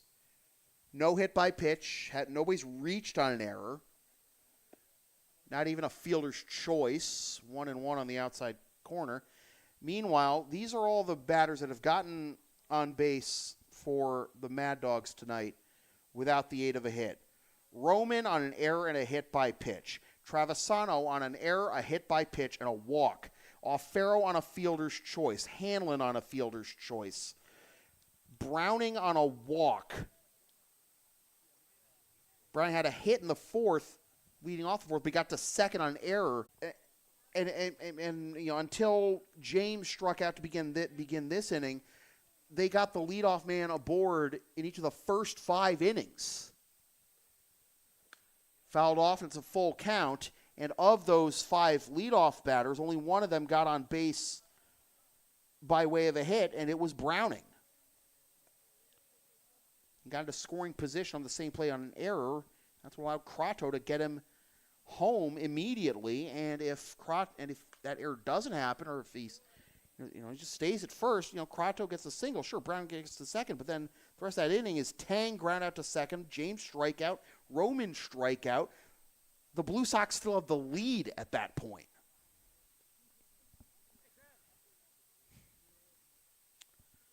So, combination of defensive miscues and unable to execute on 2-strike pitches. Again, Roman just reached out on a 2-strike hit by pitch. Now it's 3-2 to Travisano. Roman run here. He does not. Pop foul to the right side. Chance. Nope. Out of play. Still 3-2.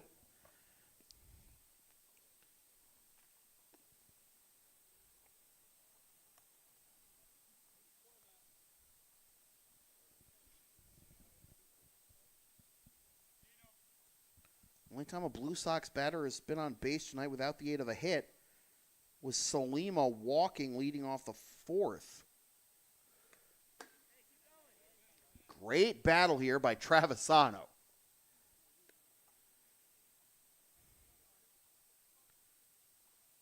The talent and the potential of this Blue Sox team might be among the best, might be among the highest of any Blue Sox team, but the execution hasn't been there all the time, and now there's a walk to Travisano. So Travisano has been aboard 4 times tonight without the aid of a hit. Error in the first, hit by pitch in the third, now back-to-back walks. So first and second, 1 out, and here is Offero.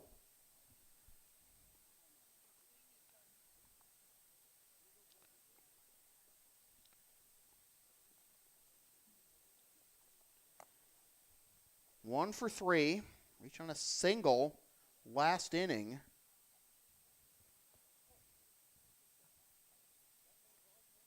And I'll have to consider some of the contributors the Mad Dogs don't have tonight.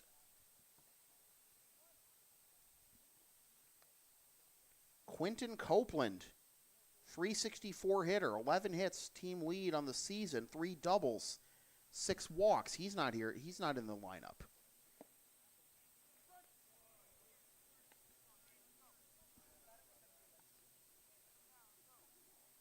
Derek Bauer, little down year tonight, but consistently one of the Mad Dogs' best hitters.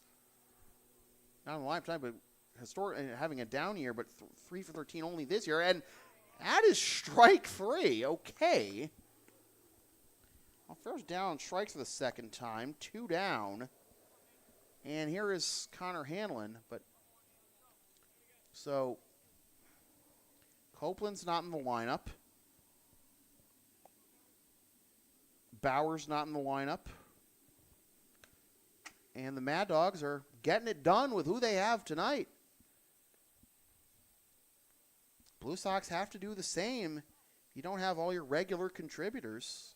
But you still got Jimenez, Mazel, Alvarez, Johnson, Salima, all these guys. 0-1 the count. Swing and a miss, strike 2. I mean, no Ernie Little tonight. We told you Craig Corliss is off to the MLB Draft League, but Alvarez, Johnson, and Casserly due up for the Blue Sox in the bottom of the 6th. Now Hartley needs to get through this inning unscathed into center field, and that will be caught by Mazel for the out. That retires the side. So despite the hit batsman and the walk, no runs there in the top of the 6th for Malden. And now can the Blue Sox at least get a little closer here? Now their final 6 offensive outs.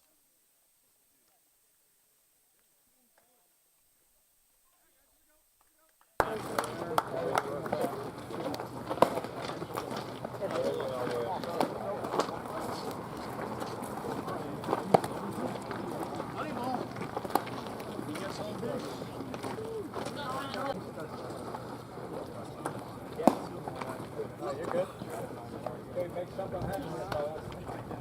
Any way you can, guys. Get in a bit.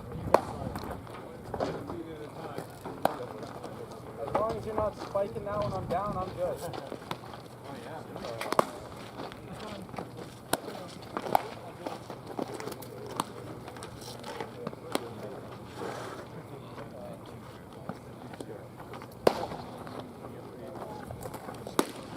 Let's throw, Larry. Good job.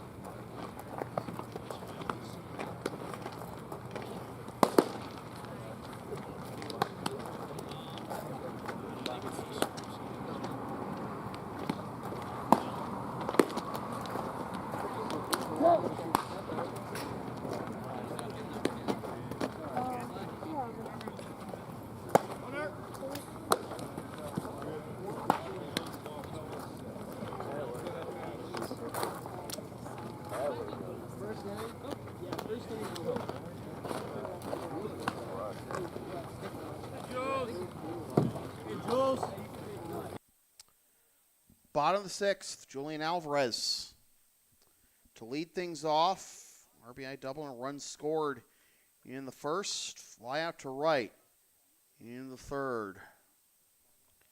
It's Anthony Ponza, followed by DJ Johnson and Pat Casserly. Down and away for ball one.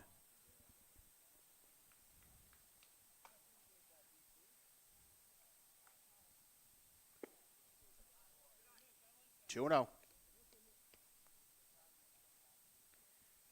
Alvarez went 2 for 3 in the game on June 6th that Ponza started with a double, an RBI, a walk, and a run scored. Ball 3. Like the rest of the Blue Sox, he was 0 for 3. He was hitless against the Mad Dogs on June 28th.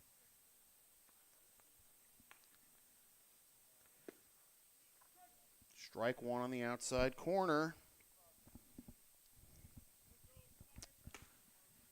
One of the things that the Blue Sox have been trying to preach to their players after, tough losses to, be selective but also aggressive. And I think the pitch selection hasn't been too bad by the Blue Sox hitters tonight, but just the execution has not been there. And sometimes, it doesn't matter what you do offensively if a couple of errors will sink you. Swing and a miss by Alvarez, 3-2. I think I might have been too far out of the zone there, up and away. Fouls that one off.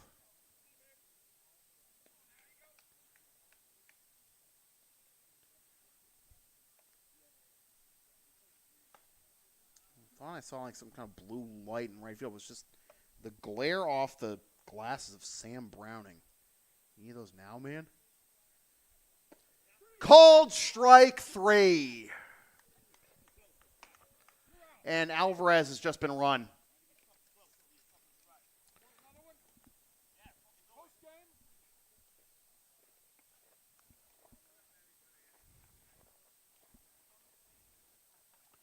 Alvarez has just been tossed.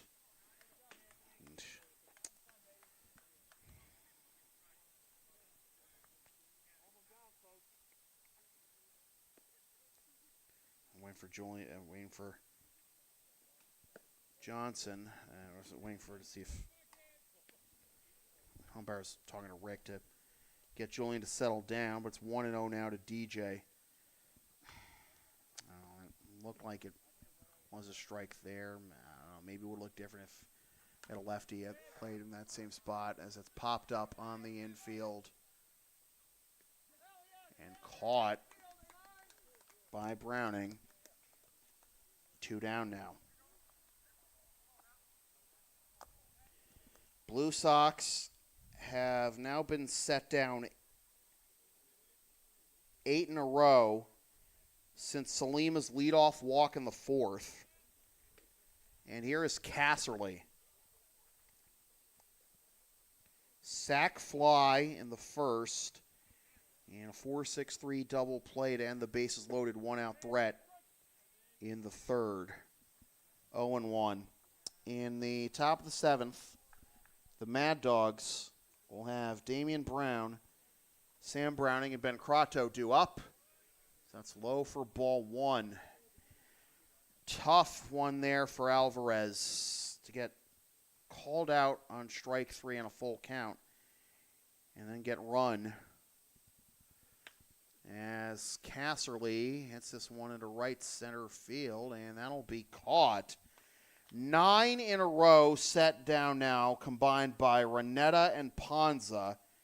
We're through 6, and the Mad Dogs still lead 6-2.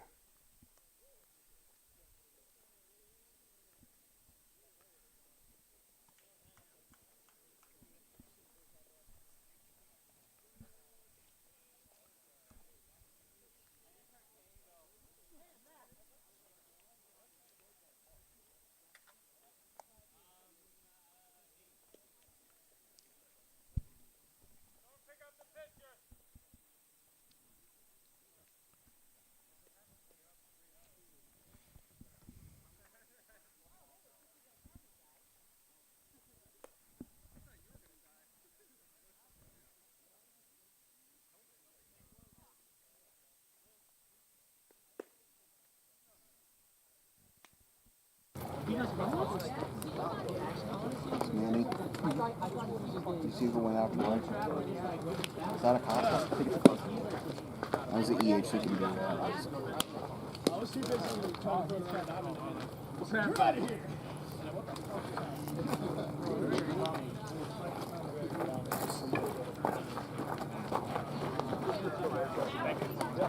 Go!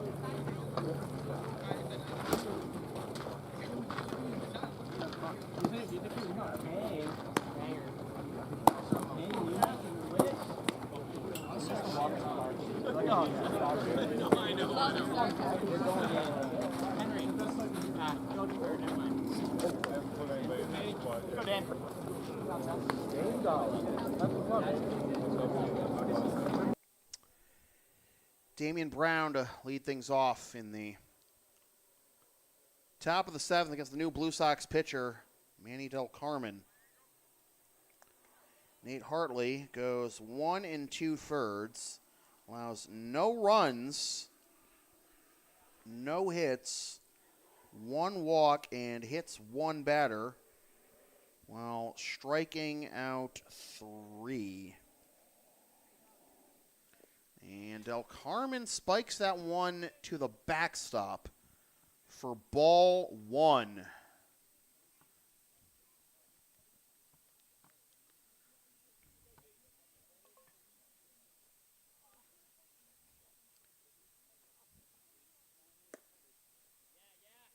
Inside and almost hit him on the hand for ball 2.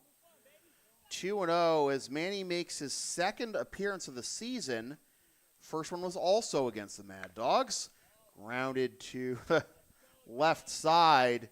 Boy, you can tell the Mad Dogs are having fun. I mean, just look at the third base coach just trying to make a swipe at that foul ball. But it is not a fun night to be a Blue Sox right now. Swing and a miss, strike 2.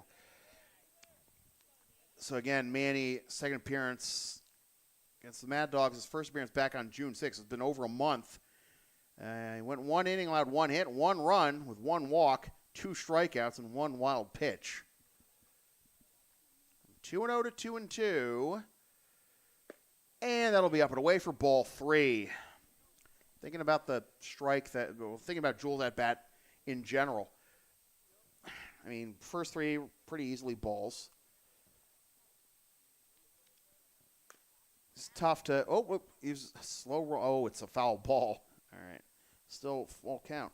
The pitch he got rung up on. From my vantage point, now I'm not directly behind home plate. I'm a little bit to the right-hand batter's box side.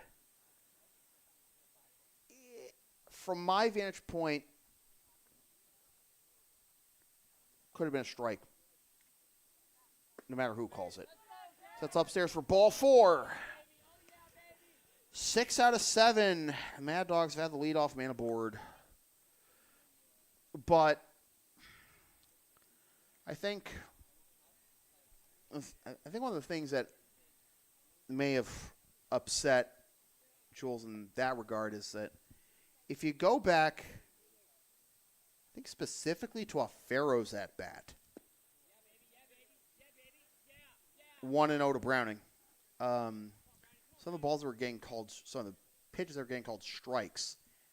And that, well, really in the 6th inning as a whole. I don't know. For me, although looking back, I think it was less like pitches that I think would more commonly be called balls that were called strikes. And this was one I think most umpires would call strike anyway. I don't know. We don't have the K zone here. We're not like directly above home plate or anything, and don't have a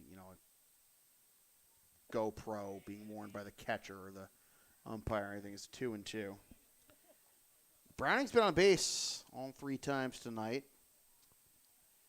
Walk in the 1st, single and a run scored in the 4th, and a 2-run triple in the 5th.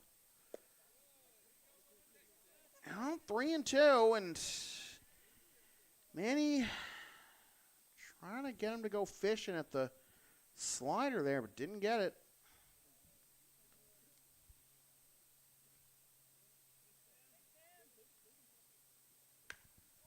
Little looper into right field, carrying a bit and over the head of the right fielder Acosta. That'll score 1 and put Browning at 3rd again. 7-2.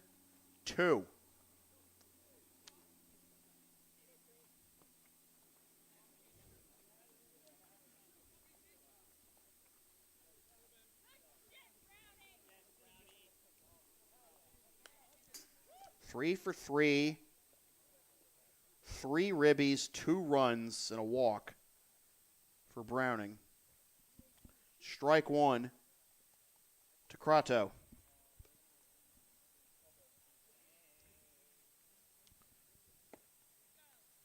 Strike 2. So again, it's not so much the first batter, leadoff man, getting aboard, but the first 2 batters of the inning reaching base that lead to big things for the Mad Dogs offense.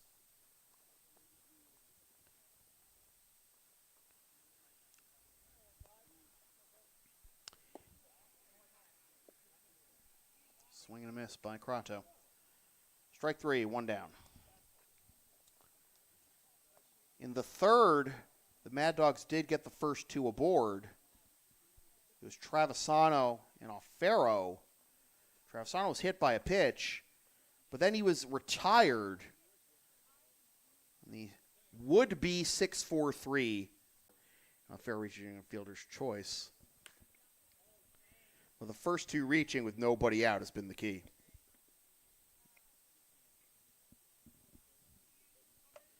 One strike on Lawrence Tang, who walked in the 2nd, grounded out to 2nd in the 4th, and struck out to end the 5th. He went around, and it is strike 2. Sam Browning, I'm going to rack up that player of the game honor here.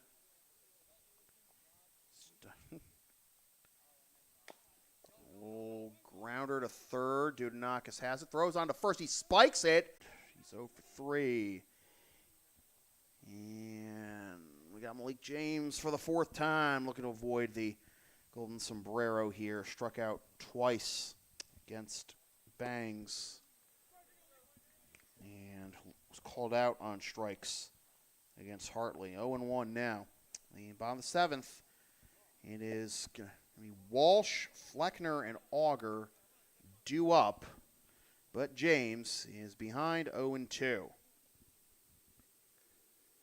Swing and a miss, strike 3. And there it is. 4 strikeouts and 4 at-bats for James. But Mad Dogs feeling pretty good right now. They are 3 outs away from their 3rd consecutive victory.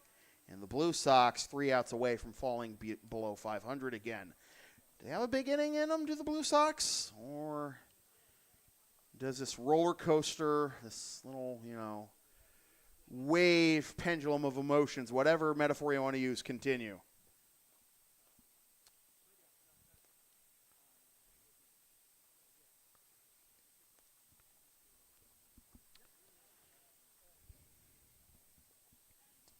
Ponza's back out there for the 7th. This would be a save for Ponza since he will have pitched 3 innings.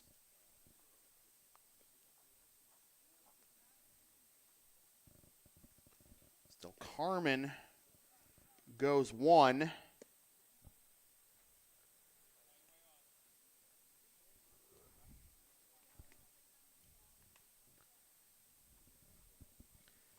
So the Mad Dogs end up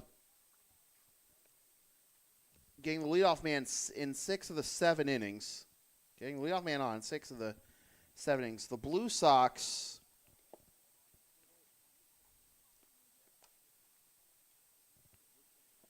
the only time, they got the leadoff man twice, in the 3rd and the 4th. Jimenez leading off the 3rd with a single, and that was the one where they had bases loaded, 1 out before Casterly ended the inning on a 4-6-3 double play. And then Salima walking and stealing second, and then Walsh pinch running for him, stealing second, getting to 3rd on a wild pitch. Walsh being stranded there.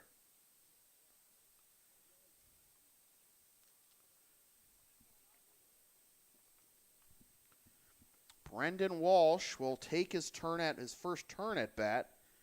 Again, picking up a stolen base after pinch running for Salima. Salima finishing his night 0 for 1 with the strikeout and the walk. Ponza comes set, and the pitch. Breaking ball in there for strike 1. The Blue Sox absolutely need to find consistency.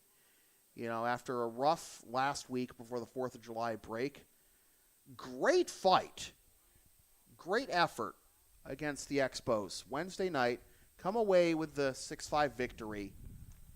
But tonight, 2 nights later, it's just, you don't want to lay an egg here against the Mad Dogs again. Fouled off, out of play, 1-2. Are you going to be a championship contender if the Mad Dogs have beaten you for 2 of their only 3 wins? If you're starting the season 0-10. Hey, the Mad Dog, I don't know. You can start, stuck in the mud and you catch fire at the right time, and who knows? Will the Mad Dogs make a run? I don't know. The Mad Dogs, assuming they score holes, will go to 3-10, and they've got half the season left too. Playoff format is top 3 get to the semis, and 4v5. So Mad Dogs have time, certainly, to make a run. There's one other game in the Intercity League tonight. It's the Bulldogs and the Americans, the 2 teams directly above the Mad Dogs, as Walsh goes down on strikes for out number 1.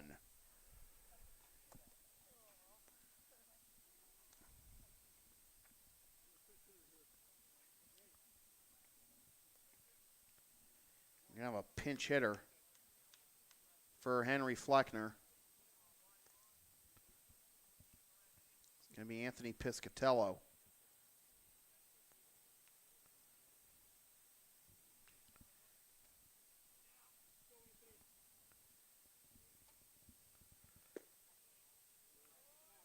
Just outside for ball 1. Piscatello is 0 for 2 with 2 walks, 2 strikeouts in a run scored this season.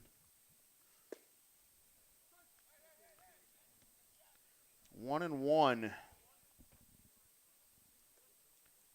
Mad Dog. So with the Americans and the Bulldogs playing tonight, I mean, obviously the Mad Dogs can't even tie the Bulldogs if the Americans win that game. But I mean, the Blue Sox, they don't win this game, and stay clear of the Americans.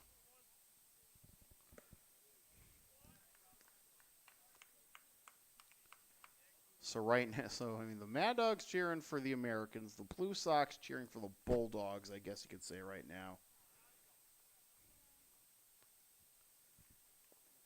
And that hit him.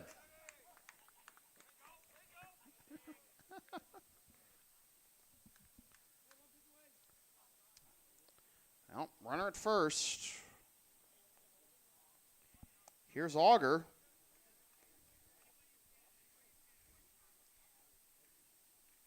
Auger singled in the second and struck out swinging in the fourth, with the single by Auger being his first hit of the season.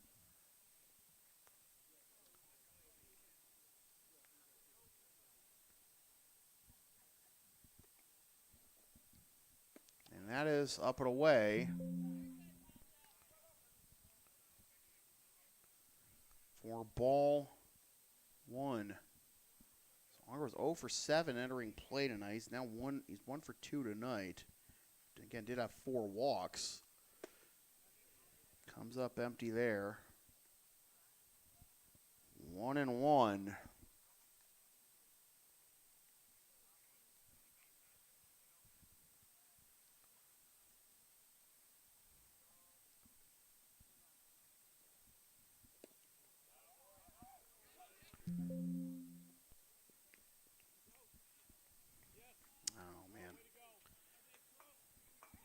Bobbled ball behind the plate and late break by Piscatello, and he's thrown out. I mean, you can't just assume this game is already lost and just go for it,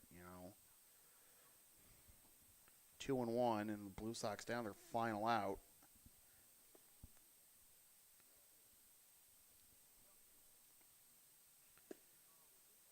Three and one.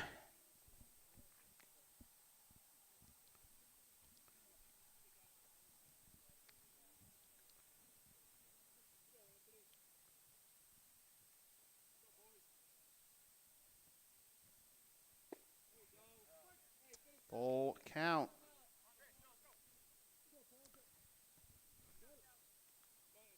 Blue Sox have to figure out who they are, and what effort are they going to give? Can they give that effort consistently? Because,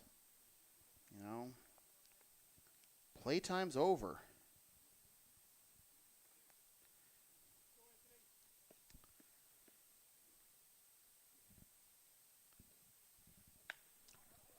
Down the left field line, that's a base hit. Auger's on his way to second with a double. Man, can you imagine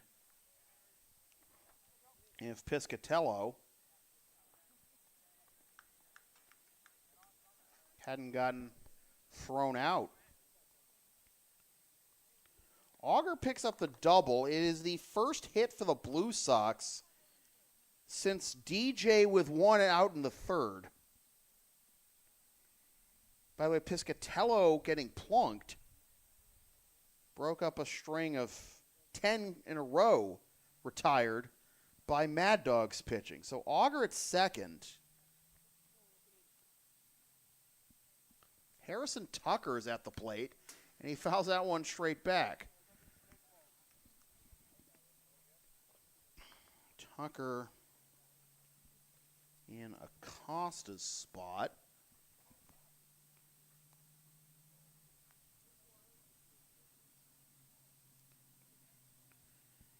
Harrison 1 for 3 with 2 ribbies and a walk in 3 games this season. Last played June 25th against the Americans. Was 0-for-1 with a strikeout. Got his only hit in that historic thumping of the Andre Chiefs, plus 2 RBIs back on June 15th. Grounder to the left side, and that's through for a base hit. Rick DeAngelis is going to put the brakes on Auger at third.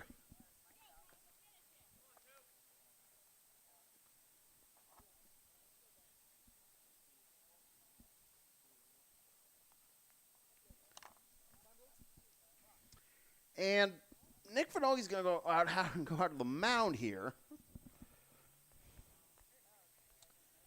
Pete Dudonakis has hit the ball well twice, but been the victim of a couple of tough luck outs. Getting robbed of a hit the first time and the second by Tang at third, and then hoping to lead off the fifth. Hit one that Brown bobbled at short, but Brown recovered and was able to throw him out. Knowing the woes the Blue Sox have had defensively this game, you're like, hey, come on, The moral arc of the universe bends towards justice or something, right? First and third here. 2 down. Dudonakis.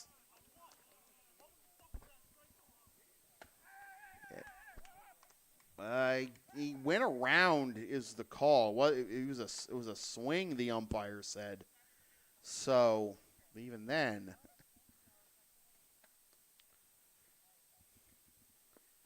bounces to the backstop. Run scores, and a little bit of a zealous turn there at second by Tucker. 7-3. It's 1-1 is a count.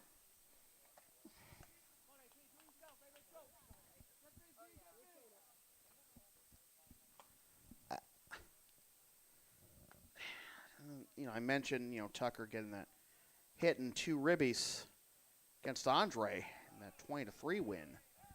Even in that game, Andre was not at all mailing in their chances at the plate, in the field, on the mound.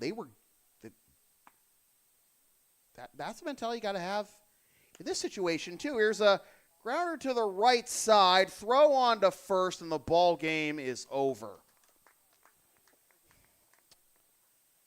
The Blue Sox are now 1-2 against the Mad Dogs this season in a game that took 2 hours and 13 minutes. The win goes to Ryan Renetta. The loss goes to Robbie Cobb. The save goes to Anthony Ponza. Final totals for the Mad Dogs: 7 runs, only 6 hits. 7 runs, 7 hits.